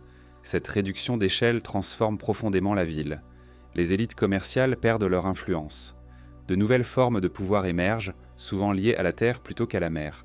La culture urbaine elle-même se modifie, moins tournée vers l'extérieur, plus préoccupée par la survie immédiate. Les ports qui ne reçoivent plus rien affectent aussi la perception du temps. Les sociétés portuaires vivent dans l'attente, les saisons maritimes rythment l'année. Les retours attendus donnent sens au calendrier. Lorsque ces retours cessent, le temps se désorganise. Les repères disparaissent. L'incertitude devient permanente. Cette désorientation n'est pas seulement économique, elle est psychologique et sociale. Dans les régions dépendantes des importations alimentaires, la situation devient particulièrement critique. Le port n'est plus seulement un lieu de commerce mais un garant de survie. Lorsque les navires cessent d'arriver, les réserves s'épuisent rapidement. Et les tensions augmentent. Les autorités doivent en choisir entre rationner, importer à tout prix ou abandonner. Ces choix sont rarement documentés en détail. Ils se manifestent par des ruptures dans les archives, par des migrations soudaines, par des changements dans l'occupation de l'espace. Il est révélateur que certains ports soient abandonnés alors que l'arrière-pays continue de fonctionner. Cette dissociation montre que la crise n'est pas uniforme. Les zones agricoles peuvent s'adapter plus facilement à une contraction des échanges. Les villes portuaires, en revanche, sont construites autour d'une promesse de connexion. Lorsque cette promesse n'est plus tenue, leur raison d'être s'effondre. Elles deviennent des espaces excédentaires dans un monde qui se replie. Les ruines portuaires sont souvent ambiguës. Elles montrent une activité interrompue plutôt qu'une destruction totale. Des quais inachevés, des entrepôts vides, des objets laissés sur place. Ces vestiges suggèrent une attente prolongée, suivie d'un départ. Ils racontent l'histoire d'un monde qui a cessé de venir, plus que celle d'un monde qui a été chassé. À long terme, la perte des ports modifie la trajectoire des civilisations. Les sociétés qui émergent après ces phases de contraction sont souvent moins dépendantes des échanges lointains. Elles privilégient l'autosuffisance relative, les circuits courts, les alliances locales. Cette transformation n'est pas nécessairement un choix idéologique. Elle est le résultat d'une expérience. La mémoire collective conserve l'idée que les connexions peuvent disparaître. Les ports qui ne reçoivent plus rien rappellent que la complexité repose sur la confiance dans des systèmes invisibles. Tant que les navires arrivent, cette confiance semble justifiée. Lorsqu'ils cessent, la fragilité apparaît brutalement. La mer n'a pas changé. Les quais sont toujours là. Mais le monde auquel ils étaient reliés n'existe plus sous la même forme. Dans cette absence, une continuité se dessine. Les ports abandonnés deviennent parfois des villages. Les bassins se transforment en zones humides. Les ruines sont intégrées au paysage. La vie ne disparaît pas. Elle se déplace, se réorganise, se simplifie. Mais ce qui est perdu, c'est la capacité à vivre de l'arrivée constante de l'autre, du lointain, de l'invisible. Ainsi, le port vide n'est pas seulement un symbole de déclin économique. Il est le signe qu'une civilisation a dépassé sa capacité à maintenir des liens étendus. Il marque le moment où le monde se referme sur lui-même, non par choix, mais par nécessité. Et dans ce resserrement se prépare déjà une autre manière d'habiter le temps et l'espace, moins connectée, mais parfois plus durable, née du silence des quais et de l'attente qui n'a plus d'objet. Parmi les traces les plus troublantes laissées par les civilisations en déclin, certaines prennent la forme de messages qui n'ont pas trouvé de réponse. Ce sont des lettres, des tablettes, des requêtes formelles adressées à une autorité supposée capable d'intervenir. Elles décrivent des manques, des menaces, des situations devenues intenables. Leur ton est souvent mesuré, respectueux, inscrit dans les codes administratifs de leur temps. Rien n'y est dramatique. Pourtant, avec le recul, ces documents apparaissent comme des signaux d'alarme, envoyés trop tard ou vers des centres déjà impuissants. Ces lettres ne sont pas des cris. Elles sont rédigées dans le langage de la procédure. Elles demandent pour du grain, des renforts, une exemption temporaire, une décision. Leur existence suppose encore une confiance dans le système. Celui qui écrit croit que l'ordre existe, qu'il peut être mobilisé, qu'une chaîne de responsabilité fonctionne toujours. Cette croyance est en soi un indicateur. Elle montre que la rupture n'est pas encore perçue comme définitive.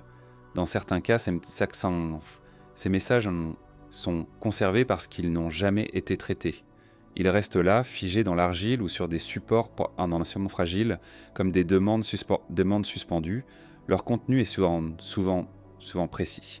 Ils mentionnent des retards, des attaques locales, des récoltes perdues, des routes coupées. Pris isolément, ces problèmes semblent gérables. Ils appellent une solution ponctuelle. Pris ensemble, ils dessinent une carte de vulnérabilité qui s'étend bien au-delà d'une région unique. Ce qui frappe en lisant ces lettres, c'est leur normalité. Elles ne remettront pas en cause l'ordre établi. Elles ne demandent pas une transformation profonde. Elles sollicitent une aide dans le cadre existant. Cette modération explique en partie leur inefficacité. Les centres administratifs, confrontés à des requêtes multiples, doivent prioriser. Lorsque les ressources sont limitées, certaines demandes restent sans suite. Le silence qui s'ensuit n'est pas toujours intentionnel. Il résulte d'un engorgement, d'une incapacité à répondre à tout. À mesure que les crises se multiplient, les délais de réponse s'allongent. Une lettre met plus de temps à parvenir à destination. La décision tarde. Lorsque l'aide arrive, si elle arrive, la situation a déjà changé. Cette désynchronisation est cruciale. Elle transforme un système fondé sur la coordination en une structure réactive, toujours en retard. Les périphéries comprennent alors que le centre ne voit plus clairement ce qui se passe loin de lui. Dans certains cas, les lettres de détresse cessent d'être envoyées. Ce silence est souvent interprété comme une stabilisation. Il peut en réalité signaler l'abandon. Les communautés qui n'écrivent plus ont cessé d'attendre. Elles ont trouvé d'autres solutions, ou elles ont quitté les lieux. Le lien administratif est rompu, non par décret, mais par désintérêt mutuel. Le centre perd ainsi une partie de son territoire sans combat, simplement parce que la communication n'a plus de sens. Il est important de noter que ces lettres ne proviennent pas toujours de populations marginales. Elles émanent parfois de gouverneurs, de responsables locaux, de membres de l'élite. Leur statut ne les protège pas. Lorsqu'un système est saturé, la position sociale perd de son efficacité. Les réseaux personnels, qui pouvaient autrefois accélérer les décisions, deviennent moins fiables. La bureaucratie, conçue pour assurer l'équité, se transforme en obstacle lorsque les volumes dépassent sa capacité. Les lettres jamais suivies révèlent aussi une transformation dans la nature du pouvoir. Tant que les réponses étaient possibles, l'autorité centrale apparaissait comme une ressource. Lorsqu'elle cesse, elle devient abstraite, lointaine, presque mythique. Les décisions se prennent ailleurs, à des niveaux plus proches du terrain. Cette relocalisation du pouvoir n'est pas proclamée. Elle se produit par nécessité. Les communautés s'organisent sans attendre des instructions qui ne viennent plus. Dans les archives, cette transition est difficile à saisir. Elle ne laisse pas de marque claire. On observe simplement une diminution des échanges écrits, une simplification des messages, puis leur disparition. L'écriture administrative, qui avait été un outil de cohésion, devient inutile sans réponse. Elle ne sert plus qu'à constater l'impuissance. Les scribes eux-mêmes peuvent abandonner leurs fonctions, faute de reconnaissance ou de soutien matériel. Il existe un paradoxe dans ces lettres. Elles sont souvent conservées précisément parce qu'elles n'ont pas été intégrées dans un flux de décision. Elles n'ont pas été effacées, classées, détruites après usage. Elles sont restées là, en attente. Cette attente figée leur confère, rétrospectivement, une charge particulière. Elle témoigne d'un moment où la civilisation croyait encore à sa propre continuité, alors que les conditions de cette continuité avaient déjà disparu. Dans certains contextes, ces lettres mentionnent des menaces extérieures, des groupes en mouvement, des attaques répétées, des territoires devenus difficiles à défendre. Mais là encore, la demande n'est pas de repenser l'ensemble du système, elle est d'obtenir des moyens pour maintenir l'existant. Cette insistance sur la conservation révèle une limite. La capacité d'imaginer une transformation radicale fait défaut, non par manque d'intelligence, mais parce que les institutions sont structurées pour reproduire ce qui existe déjà. À mesure que le silence s'installe, les récits ultérieurs simplifient la situation. Ils parlent de trahison, de lâcheté, d'abandon volontaire. Ces interprétations projettent une intention là où il y avait surtout une saturation. Les centres n'ont pas toujours choisi de ne pas répondre, ils n'en avaient plus les moyens, cette nuance est essentielle pour comprendre la dynamique réelle de l'effondrement. Il ne s'agit pas d'une décision unique, mais d'une accumulation de non-réponses. Les lettres de détresse jamais suivies mettent en lumière une fragilité spécifique des civilisations complexes. Plus un système dépend de la coordination à distance, plus il est vulnérable à la perte de cette coordination. La communication, qui avait permis l'expansion, devient un point faible. Elle exige des infrastructures, du temps, de la confiance. Lorsque l'un de ces éléments manque, l'ensemble se désagrège rapidement. Dans les sociétés qui succèdent à ces effondrements, la mémoire de ces silences persiste parfois sous une forme diffuse, une méfiance envers les autorités lointaines, une préférence pour les décisions locales, une valorisation de l'autonomie. Ces attitudes ne sont pas toujours formulées explicitement. Elles s'inscrivent dans des pratiques, des structures sociales, des choix d'organisation. Elles représentent une réponse adaptative à l'expérience de l'abandon. En observant ces lettres aujourd'hui, on est frappé par leur retenue. Elles ne cherchent pas à convaincre par l'émotion. Elles s'appuient surtout sur des faits, des chiffres, des précédents. Cette rationalité, admirable en apparence, révèle aussi une dépendance. Elle suppose que le monde fonctionne encore selon des règles partagées. Lorsque ces règles ne sont plus opérantes, la rationalité devient impuissante. Les lettres de détresse jamais suivies marquent ainsi un seuil particulier. Elles se situent entre deux mondes, celui où la civilisation peut encore se corriger par des ajustements internes, et celui où ces ajustements ne suffisent plus. Elles appartiennent à ce moment intermédiaire où l'effondrement n'est pas encore admis, mais déjà en cours. Leur silence final n'est pas un oubli. Il est la trace d'une communication qui a survécu plus longtemps que la capacité de répondre. Dans cette absence de réponse se dessine une leçon discrète. Les civilisations ne disparaissent là pas seulement par destruction ou par manque de ressources. Elles peuvent aussi s'éteindre par saturation, lorsque trop de demandes convergent vers des centres incapables de les absorber. Le silence qui en résulte n'est pas vide. Il est chargé de décisions non prises, de temps perdu, de liens rompus. Et c'est dans ce silence, plus encore que dans les ruines visibles, que l'on peut parfois entendre le moment exact où un ordre cesse de fonctionner comme un tout, laissant chaque partie chercher, seule, sa propre continuité. Salam. Les variations du climat ont toujours accompagné les sociétés humaines, mais elles ne deviennent décisives pour une civilisation que lorsqu'elles persistent au-delà de la mémoire politique. Une année sèche peut être absorbée. Deux peuvent être expliquées. Une génération entière, en revanche, transforme la sécheresse en condition structurelle. Lorsque l'absence d'eau dure plus longtemps que le règne d'un roi, elle cesse d'être un événement et devient un cadre. Les décisions ne cherchent plus à réparer. Elles tentent seulement de tenir. Dans les civilisations anciennes, le pouvoir est souvent lié à la promesse implicite de stabilité. Le souverain garantit l'ordre, la prospérité, la continuité des cycles. Cette promesse n'est pas toujours formulée explicitement, mais elle structure les attentes. Lorsque les pluies se raréfient durablement, cette relation se fragilise. Les rituels se multiplient, les offrandes augmentent, les interprétations religieuses tentent de donner sens à ce qui échappe au contrôle humain. Mais à mesure que les saisons sèches s'enchaînent, le langage symbolique perd de son efficacité pratique. Les archives climatiques indirectes, lorsqu'elles sont croisées avec les traces humaines, montrent des périodes de stress hydrique prolongées. Ces périodes ne provoquent pas immédiatement des abandons massifs.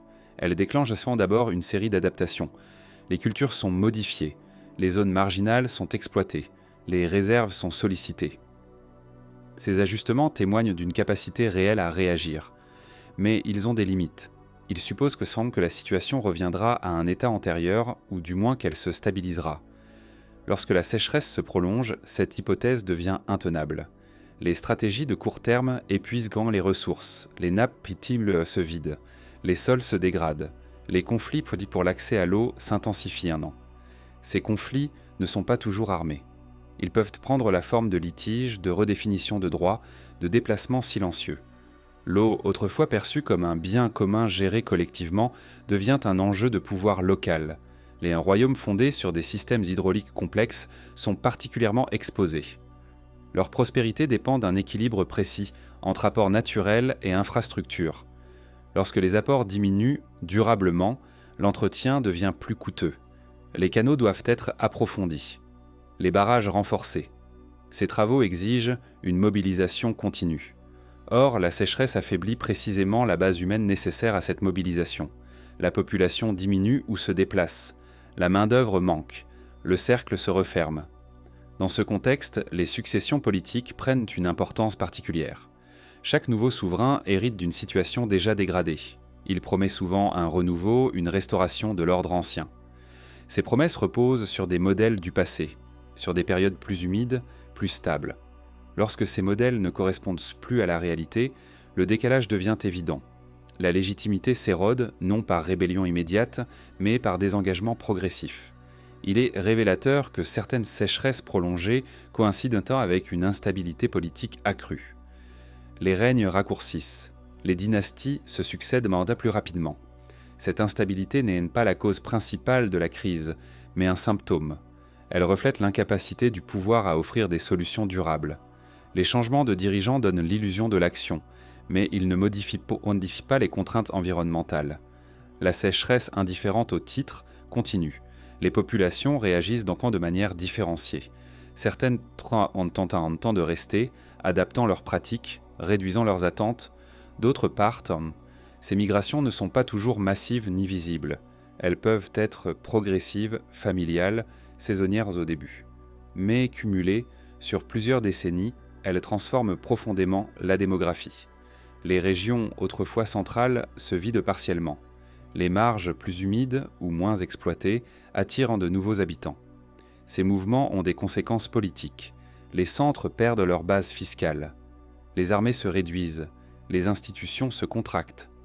La sécheresse agit alors comme un dissolvant lent, affaiblissant les structures sans les détruire directement.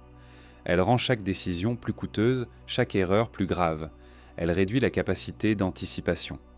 Le futur devient une projection de manque plutôt qu'un espace de possibilités. Dans les récits ultérieurs, ces périodes sont souvent mythifiées. On parle de colère divine, de châtiment, de fin d'un âge. Ces récits condensent une expérience longue et diffuse en une cause symbolique. Ils expriment l'impuissance ressentie face à un phénomène qui ne se laisse pas combattre. La sécheresse qui dure plus que les rois échappe à la logique de l'action héroïque. Elle ne peut être vaincue, seulement endurée ou contournée. Ce contournement prend parfois la forme d'une transformation radicale. Certaines sociétés abandonnent des territoires entiers. Elles déplacent leurs centres, elles réorganisent leurs économies autour de nouvelles ressources. Ces choix sont risqués, ils impliquent de renoncer à des investissements anciens, à des infrastructures coûteuses, à des mémoires collectives, mais ils peuvent offrir une sortie. Là où l'adaptation incrémentale échoue, le déplacement ouvre un autre horizon. D'autres sociétés persistent trop longtemps, elles investissent toujours plus dans des systèmes devenus inadaptés. Elles creusent plus profond, canalisent davantage, imposent plus de contraintes. Cette persistance est compréhensible. Abandonner revient à admettre l'échec, mais elle peut accélérer la dégradation. Les infrastructures surdimensionnées deviennent des pièges. Elles exigent une maintenance que la société n'est plus capable de fournir. La sécheresse prolongée affecte aussi la transmission des savoirs. Les techniques adaptées à des conditions anciennes perdent de leur pertinence. Les connaissances locales, fondées sur l'observation fine des cycles, deviennent obsolètes lorsque ces cycles se dérèglent durablement. Une génération peut encore se souvenir. La suivante hérite d'un monde différent. La continuité se rompt non par oubli, mais par inadéquation. Dans certains cas, la fin d'une sécheresse prolongée ne restaure pas immédiatement la civilisation qui l'a subie. Les structures ont été trop altérées, les populations ont trop changé, les centres ne peuvent pas être réactivés facilement. La pluie revient, mais le monde qui en dépendait n'est plus là. Cette dissociation entre conditions naturelles et structures sociales est essentielle. Elle montre que l'environnement n'est qu'un facteur parmi d'autres. Ce sont les réponses humaines, cumulées dans le temps, qui déterminent l'issue. La sécheresse qui dure plus que les rois révèle ainsi une temporalité spécifique de l'effondrement. Elle agit lentement, sans violence spectaculaire. Elle met à l'épreuve la capacité d'une société à penser au-delà de ses cycles politiques. Elle expose la fragilité des systèmes fondés sur des équilibres étroits. Et surtout, elle montre que la continuité n'est pas garantie par la succession des dirigeants, mais par l'adéquation durable entre une société et son environnement. Lorsque cette adéquation se rompt, le pouvoir peut changer de main, de nom, de forme. La sécheresse, elle, reste. Elle traverse les règnes, indifférente aux réformes symboliques. Et dans cette indifférence se trouve peut-être la leçon la plus discrète. Certaines limites ne se négocient pas. Elles s'imposent manquant sur des durées qui dépassent la mémoire politique, obligeant les civilisations à se transformer profondément ou à se dissoudre lentement, jusqu'à ce que le paysage, redevenu plus silencieux, porte encore les traces d'un monde qui avait cru pouvoir durer autant que ses rois. À mesure que les civilisations gagnent en complexité, la monnaie apparaît comme une solution élégante à un problème ancien. Elle permet de mesurer, d'échanger, de stocker de la valeur sans déplacer immédiatement les biens eux-mêmes. Elle fluidifie les transactions. Elle rend possible une économie étendue, spécialisée, abstraite. Mais cette abstraction porte une fragilité profonde. La monnaie ne nourrit personne par elle-même. Elle repose sur une confiance implicite, celle que, derrière le symbole, les ressources réelles resteront accessibles. Dans les sociétés anciennes, la monnaie n'est pas toujours une pièce frappée. Elle peut prendre la forme de lingots, de poids standardisés, de dettes inscrites, de promesses reconnues. Ce qui importe n'est pas le support, mais la reconnaissance collective de sa valeur. Tant que cette reconnaissance est partagée, la monnaie fonctionne comme un langage commun. Elle relie des acteurs éloignés, elle permet de différer les échanges. Elle donne l'impression d'un contrôle accru sur le futur. Lorsque les ressources deviennent plus rares ou plus difficiles à distribuer, ce langage commence à se fissurer. Les signes monétaires continuent de circuler, mais leur capacité à se transformer en biens essentiels diminue. Les prix augmentent, les paiements retardent, certains produits disparaissent des marchés. La monnaie reste valide en théorie, mais son pouvoir réel se contracte. Cette dissociation est l'un des moments les plus délicats pour une civilisation, car elle affecte directement la confiance. Les archives montrent que, dans ces périodes, les autorités tentent donc souvent de préserver la valeur symbolique de la monnaie. Elles imposent de son usage, elles fixent des équivalences, elles punissent le refus. Ces mesures peuvent maintenir l'apparence de l'ordre, mais elles ne recréent donc pas les conditions matérielles nécessaires à son fonctionnement. Forcer l'acceptation d'un signe ne garantit pas l'existence de ce qu'il est censé représenter. La contrainte remplace progressivement la confiance. Dans les marchés, cette tension se manifeste par des comportements d'évitement. Les acteurs privilégient les échanges directs. Ils thésaurisent les biens essentiels. Ils utilisent pour la monnaie pour des transactions secondaires, mais exigent des garanties concrètes pour la nourriture, l'eau, la sécurité. Cette hiérarchisation implicite révèle une adaptation rationnelle. Elle montre que la société reconnaît, parfois inconsciemment, les limites de l'abstraction dans un contexte de pénurie. Les populations les plus vulnérables sont les premières touchées. Ceux qui dépendent entièrement de revenus monétaires, sans accès direct à la production, se retrouvent exposés. La monnaie qu'ils reçoivent ne leur permet plus d'acheter ce dont ils ont besoin. Les rations sont réduites, les aides deviennent conditionnelles. La faim peut coexister avec une circulation monétaire intense. Cette coexistence est l'un des paradoxes les plus troublants des effondrements anciens. Il est significatif que certaines crises monétaires coïncident avec une augmentation des troubles sociaux. Non parce que la monnaie disparaît, mais parce qu'elle cesse de remplir sa fonction essentielle. Les échanges deviennent inéquitables. Les dettes s'accumulent sans possibilité de remboursement réel. Les tensions s'exacerbent entre ceux qui contrôlent l'accès aux biens et ceux qui ne contrôlent que des symboles. La monnaie, conçue pour faciliter les relations, devient un facteur de division. Dans certains contextes, les autorités tentent de résoudre cette crise par des distributions exceptionnelles. Elles offrent du grain en échange de monnaie ou elles suspendent temporairement certaines obligations. Ces mesures montrent que le problème est reconnu, mais elles sont souvent limitées dans le temps et l'espace. Elles ne modifient pas la structure sous-jacente. Lorsque les distributions cessent, la crise réapparaît, parfois aggravée. À mesure que la monnaie perd sa capacité nourricière, sa signification culturelle change. Elle n'est plus perçue comme un outil neutre, mais comme un instrument de domination ou d'illusion. Des récits émergent qui dénombrent sa vanité, son inutilité face aux besoins fondamentaux. Ces critiques ne sont pas théoriques, elles sont ancrées dans l'expérience quotidienne de l'insuffisance. Elles traduisent une rupture entre la promesse du système et sa réalité vécue. Il est important de noter que cette rupture ne conduit pas toujours à l'abandon immédiat de la monnaie. Les systèmes monétaires peuvent en survivre longtemps en état dégradé. Ils continuent de structurer certaines transactions, de servir de référence. Mais leur centralité diminue. D'autres formes de valeur prennent le relais. La nourriture, la terre, la protection, les relations personnelles deviennent des monnaies implicites. Cette pluralité reflète une société en transition, cherchant de nouveaux équilibres. Dans les régions où l'effondrement est plus avancé, la monnaie peut disparaître presque entièrement de l'usage quotidien. Les échanges se font localement, sur la base de la confiance directe. Cette disparition n'est pas nécessairement vécue comme une perte par ceux qui y participent. Elle peut représenter une simplification, une réduction des dépendances. Mais elle limite aussi la capacité de coordination à grande échelle. La société se replie sur des horizons plus courts. Ce repli a des conséquences durables. Les grandes constructions cessent.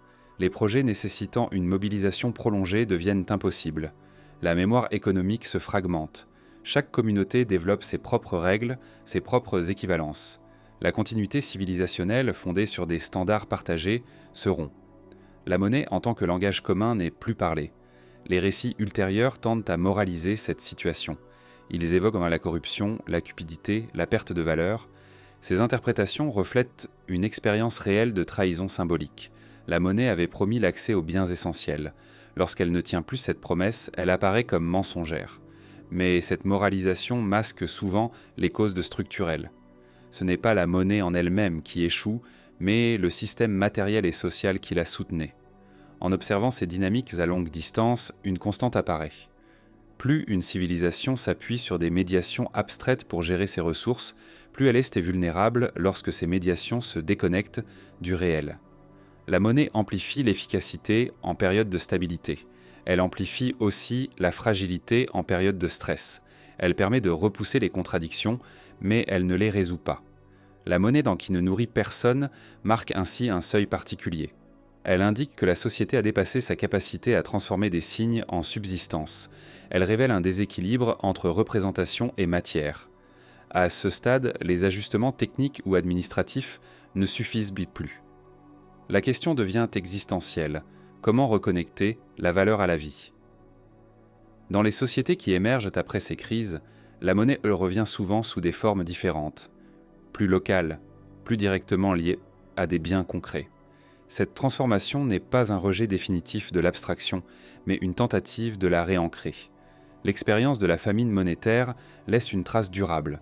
Elle enseigne, parfois pour des générations, que la valeur n'est jamais garantie par un symbole seul.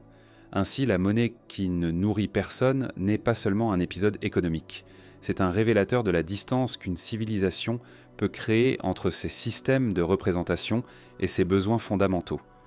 Lorsque cette distance devient trop grande, le langage économique cesse de fonctionner. Les signes circulent encore, mais ils ne relient plus. Et dans cet écart, la société est contrainte de réinventer ses priorités, souvent dans l'urgence, parfois trop tard, laissant derrière elle des traces d'un monde où l'on croyait pouvoir manger des symboles, jusqu'à ce que la réalité impose son propre langage, silencieux et irréductible. Les grandes maladies laissent rarement des récits détaillés dans les sociétés qui s'effondrent, non parce qu'elles seraient absentes, mais parce que ceux qui tenaient pendant les chroniques disparaissent souvent avant d'avoir pu les nommer. Les épidémies anciennes se lisent de moins dans les textes que dans les ruptures qu'elles provoquent. Des quartiers soudainement vides, des sépultures hâtives, des générations manquantes dans les généalogies. La maladie agit en silence, et ce silence est amplifié lorsque les structures capables de l'enregistrer se désagrègent. Dans les civilisations complexes, la densité humaine crée les conditions idéales pour la propagation. Les villes concentrent les populations, les animaux, les déchets. Les réseaux commerciaux déplacent non seulement des biens, mais aussi des agents invisibles. Tant que la société fonctionne, ces risques sont compensés par une certaine résilience. Les soins existent, même rudimentaires. Les rituels apportent un mode d'une cohésion. Les institutions maintiennent un minimum d'ordre. Mais lorsque la société est déjà fragilisée par d'autres facteurs, la maladie devient un multiplicateur de vulnérabilité. Les épidémies apparaissent rarement comme des causes uniques d'effondrement. Elles interviennent plutôt à des moments où les marges ont disparu. La malnutrition affaiblit les corps. Les déplacements forcés mélangent des populations auparavant séparées. Les guerres concentrent des groupes dans des conditions précaires. Les sécheresses réduisent de l'accès à l'eau propre. Chaque élément prépare le terrain. La maladie ne fait que révéler ce que le système ne peut plus protéger. Ce qui distingue les épidémies anciennes de celles des périodes plus documentées, c'est l'absence de description continue. Les textes médicaux, lorsqu'ils existent, sont souvent normatifs ou symboliques. Ils parlent de déséquilibre, de fautes, d'influences invisibles. Ils ne suivent pas la progression réelle d'une contagion. Lorsque l'administration s'effondre, même ces textes cessent. Les scribes ne sont plus nourris, les écoles ferment. La mémoire écrite se rompt précisément au moment où elle serait la plus nécessaire. Les conséquences démographiques peuvent être considérables, mais elles sont difficiles à mesurer. Ce sont les structures sociales qui trahissent l'ampleur des pertes. Des champs restent incultes faute de bras, des ateliers ferment, des villages disparaissent qui ont des cartes. Ces absences suggèrent des mortalités importantes, mais elles peuvent aussi refléter des migrations. La distinction est souvent impossible à établir. La maladie et le déplacement se renforcent mutuellement, brouillant les traces. Dans certaines régions, les pratiques de funéraires changent brutalement. Les sépultures deviennent plus simples, plus nombreuses, parfois collectives. Ces changements ne sont pas toujours interprétés comme des réponses à une crise sanitaire. Ils peuvent être attribués à des évolutions culturelles. Pourtant, leur simultanéité avec d'autres signes de stress suggère une adaptation à l'urgence. Enterrer vite devient une nécessité. Le rite s'ajuste à la pression. Les épidémies affectent aussi la transmission du savoir. Les guérisseurs, les artisans spécialisés, les détenteurs de connaissances locales peuvent disparaître sans laisser de successeurs. Cette perte est souvent irréversible à court terme. Les techniques se simplifient. Les pratiques deviennent plus prudentes. La société se replie sur des solutions éprouvées, même si elles sont moins efficaces. La maladie accélère ainsi un processus de simplification déjà engagé. Il est révélateur que certaines épidémies semblent coïncider avec des phases de repli urbain. Les villes, perçues comme dangereuses, sont partiellement abandonnées. Les populations se dispersent. Cette dispersion peut réduire la propagation, mais elle affaiblit encore davantage les institutions centrales. Le choix est souvent implicite. Les gens partent parce qu'ils le peuvent, pas parce qu'un ordre est donné. Le centre se vide sans combat. Dans les récits ultérieurs, lorsque ces épidémies sont évoquées, elles prennent souvent la forme de fléaux mythiques. Elles sont personnifiées, associées à des figures surnaturelles. Cette mythification n'est pas une simple superstition. Elle est une tentative de donner sens à une expérience collective pour laquelle il n'existe plus de langage administratif ou scientifique. Le mythe remplace le rapport. Il conserve une mémoire émotionnelle là où la mémoire factuelle a disparu. Ce silence documentaire a une conséquence importante pour la compréhension moderne. Il tend à minimiser le rôle des maladies dans les effondrements anciens. Ce qui n'était pas écrit est difficile à intégrer dans une chronologie. Pourtant, l'absence même de chronique peut être l'indice le plus fort. Une société capable de tout enregistrer cesse soudain de le faire. Ce basculement suggère une perturbation majeure touchant ceux-là même qui produisaient les traces. Les épidémies sans chroniqueur révèlent aussi une hiérarchie implicite des priorités. Lorsque la survie immédiate est menacée, l'enregistrement devient secondaire. La continuité symbolique cède devant l'urgence biologique. Cette inversion est rare dans les civilisations complexes, précisément parce qu'elles sont construites pour préserver la mémoire. Lorsqu'elle se produit, elle signale une rupture profonde. À long terme, les effets de ces maladies peuvent se confondre avec d'autres dynamiques. Une population réduite peut mieux s'adapter à un environnement appauvri. Les pressions sur les ressources diminuent. La maladie a redessiné les possibles. Il est important de souligner que les épidémies ne frappent pas de manière égale. Certaines communautés sont plus exposées que d'autres. Les pauvres, les déplacés, les travailleurs dépendants sont souvent les plus vulnérables. Les élites peuvent se retirer, s'isoler, retarder l'impact. Cette inégalité modifie les structures de pouvoir. Les pertes différenciées créent des déséquilibres nouveaux, parfois durables. Dans certains cas, la disparition des chroniqueurs était suivie d'une renaissance partielle de l'écriture sous des formes différentes. Les nouveaux systèmes sont souvent plus simples, plus locaux. Ils ne cherchent pas à tout enregistrer, mais à répondre à des besoins précis. Cette évolution peut être interprétée comme une leçon apprise. La société a expérimenté la fragilité de la mémoire centralisée. Elle choisit, consciemment ou non, de limiter ses ambitions. Les épidémies sans chroniqueurs rappellent ainsi une réalité fondamentale. La complexité sociale repose sur des corps capables de la soutenir. Lorsque ces corps sont affaiblis ou détruits, les systèmes abstraits s'effondrent rapidement. La maladie agit à un niveau que les institutions peinent à contrôler. Elle traverse les frontières, ignore les hiérarchies, exploite les failles. Dans le silence laissé par ces crises sanitaires, une continuité paradoxale apparaît. La vie reprend, souvent ailleurs, autrement. Les paysages se réorganisent. Les populations survivantes adaptent leurs pratiques. La mémoire de la maladie se transmet de manière indirecte, à travers des tabous, des rites, des peurs diffuses. Ces traces immatérielles sont difficiles à interpréter, mais elles influencent durablement les comportements. Ainsi, les épidémies sans chroniqueurs ne sont pas seulement des épisodes biologiques. Elles sont des événements sociaux totaux, capables de rompre la transmission, de dissoudre les institutions, de redéfinir les priorités. Leur discrétion apparente dans les sources ne doit pas être confondue avec une absence d'impact. Au contraire, ce silence suggère qu'elles ont frappé au cœur même de la capacité d'une civilisation à se raconter, laissant derrière elle un vide narratif qui, à lui seul, témoigne de leur puissance silencieuse. Lorsque les civilisations anciennes cessent d'exister comme système cohérent, leurs espaces ne deviennent pas immédiatement vides. Les ruines ne sont pas des fins. Elles sont des transitions. Des murs restent debout. Des canaux continuent de guider l'eau. Des routes à moitié effacées orientent encore les déplacements. Mais les noms changent. Les usages se transforment. Ce qui était centre devient périphérie. Ce qui était sacré devient pratique. Les ruines sont habitées, mais par d'autres logiques. Dans de nombreux cas, les populations qui s'installent dans ces espaces samorais ne se perçoivent pas comme des héritières. Elles utilisent ce qui est là sans toujours connaître son origine. Une pierre taillée devient un seuil. Un mur ancien sert d'enclos. Un temple partiellement effondré devient un abri, un dépôt, parfois un lieu de rassemblement. L'architecture survit, mais son sens se dissout. Les structures persistent plus longtemps que les récits qui les expliquaient.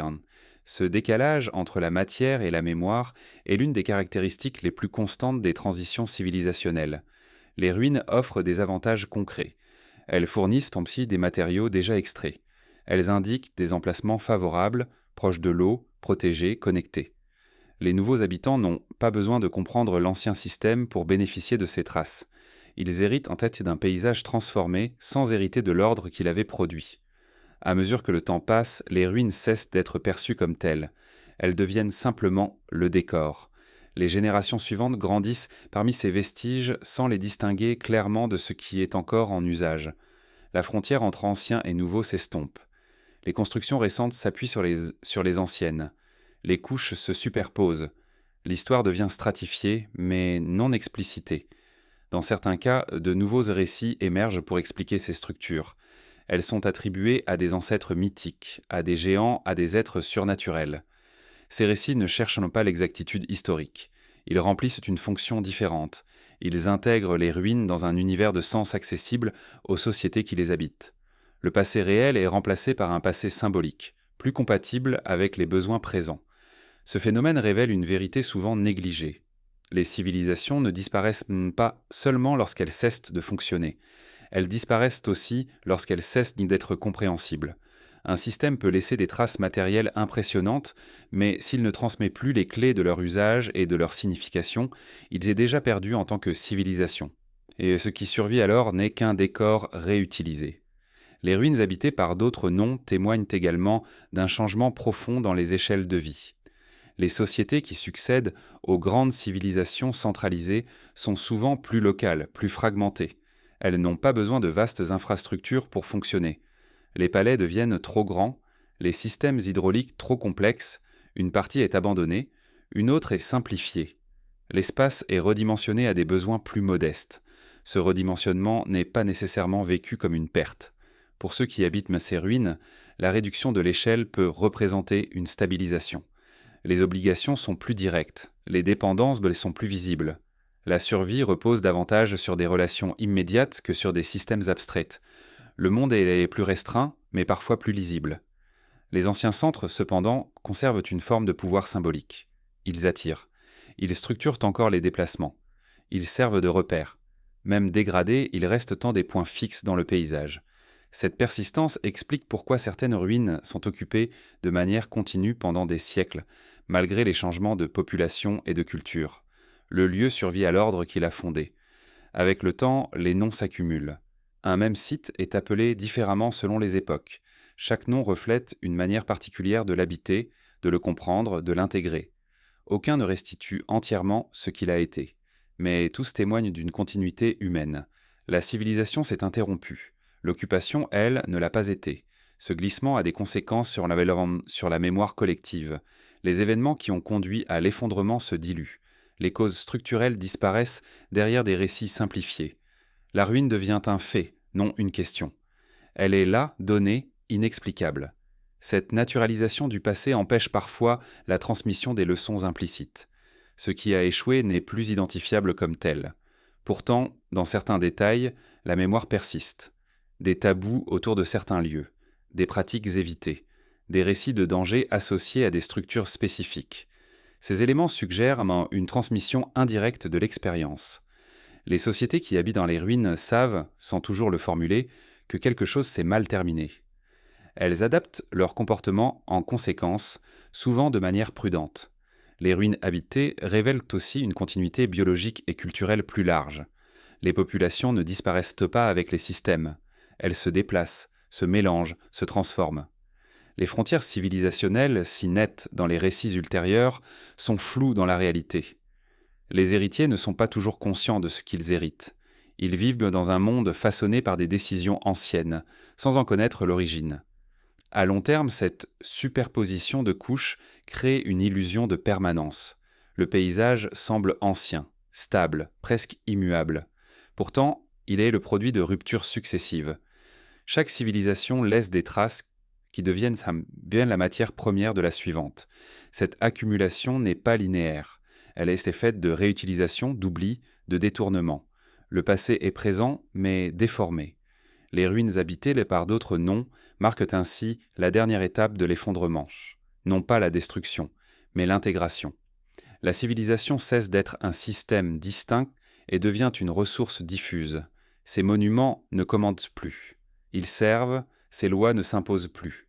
Elles sont remplacées, son langage n'est plus compris. Il est oublié ou transformé. C'est dans cette phase que l'idée même de civilisation se dissout. Il n'y a plus de centre identifiable, plus de continuité institutionnelle, plus de mémoire cumulative. Il y a des sociétés, des communautés, des pratiques. Elles ne se pensent pas qu'on ne les pense pas comme la suite de ce qui a été perdu. Elles se pensent comme ce qui est possible maintenant. Cette orientation vers le présent est une stratégie de survie autant qu'une limitation. En observant ces ruines habitées, on comprend que l'effondrement n'est pas un point final, il est un passage. Ce passage efface certaines formes de complexité, mais il en rend d'autres possibles. Il réduit les ambitions, mais il augmente parfois la résilience. Il détruit des systèmes globaux, mais il laisse place à des équilibres locaux. Et ce que ces ruines nous disent, en silence, c'est que la fin d'une civilisation n'est jamais la fin de l'histoire. Elle est la fin d'une manière particulière d'organiser le monde. Les pierres restent, les chemins subsistent, les sols portent la mémoire des usages anciens. Mais les noms ont changé et avec eux, les attentes, les priorités, les formes de vie. Lorsque des siècles plus tard, on tente de reconstituer ces mondes disparus, on se heurte à cette ambiguïté. Les traces sont là, mais elles ont été habitées, modifiées, réinterprétées. La ruine n'est pas un instant figé. Elle est un processus. Elle témoigne d'un monde qui s'est défait sans disparaître entièrement, laissant derrière lui un paysage où chaque pierre a servi plusieurs fois, sous plusieurs noms, pour plusieurs futurs qui, à leur tour, ont cru pouvoir durer. Et dans cette succession silencieuse, une idée persiste, difficile à formuler, mais impossible à ignorer. Ce que nous appelons une civilisation n'est peut-être qu'une phase temporaire dans une occupation continue du monde, une configuration parmi d'autres, destinée à être un jour habitée autrement, réutilisée, renommée, jusqu'à ce que son origine elle-même devienne une ruine sans chroniqueur, intégrée à un présent qui n'a plus besoin de la comprendre pour continuer.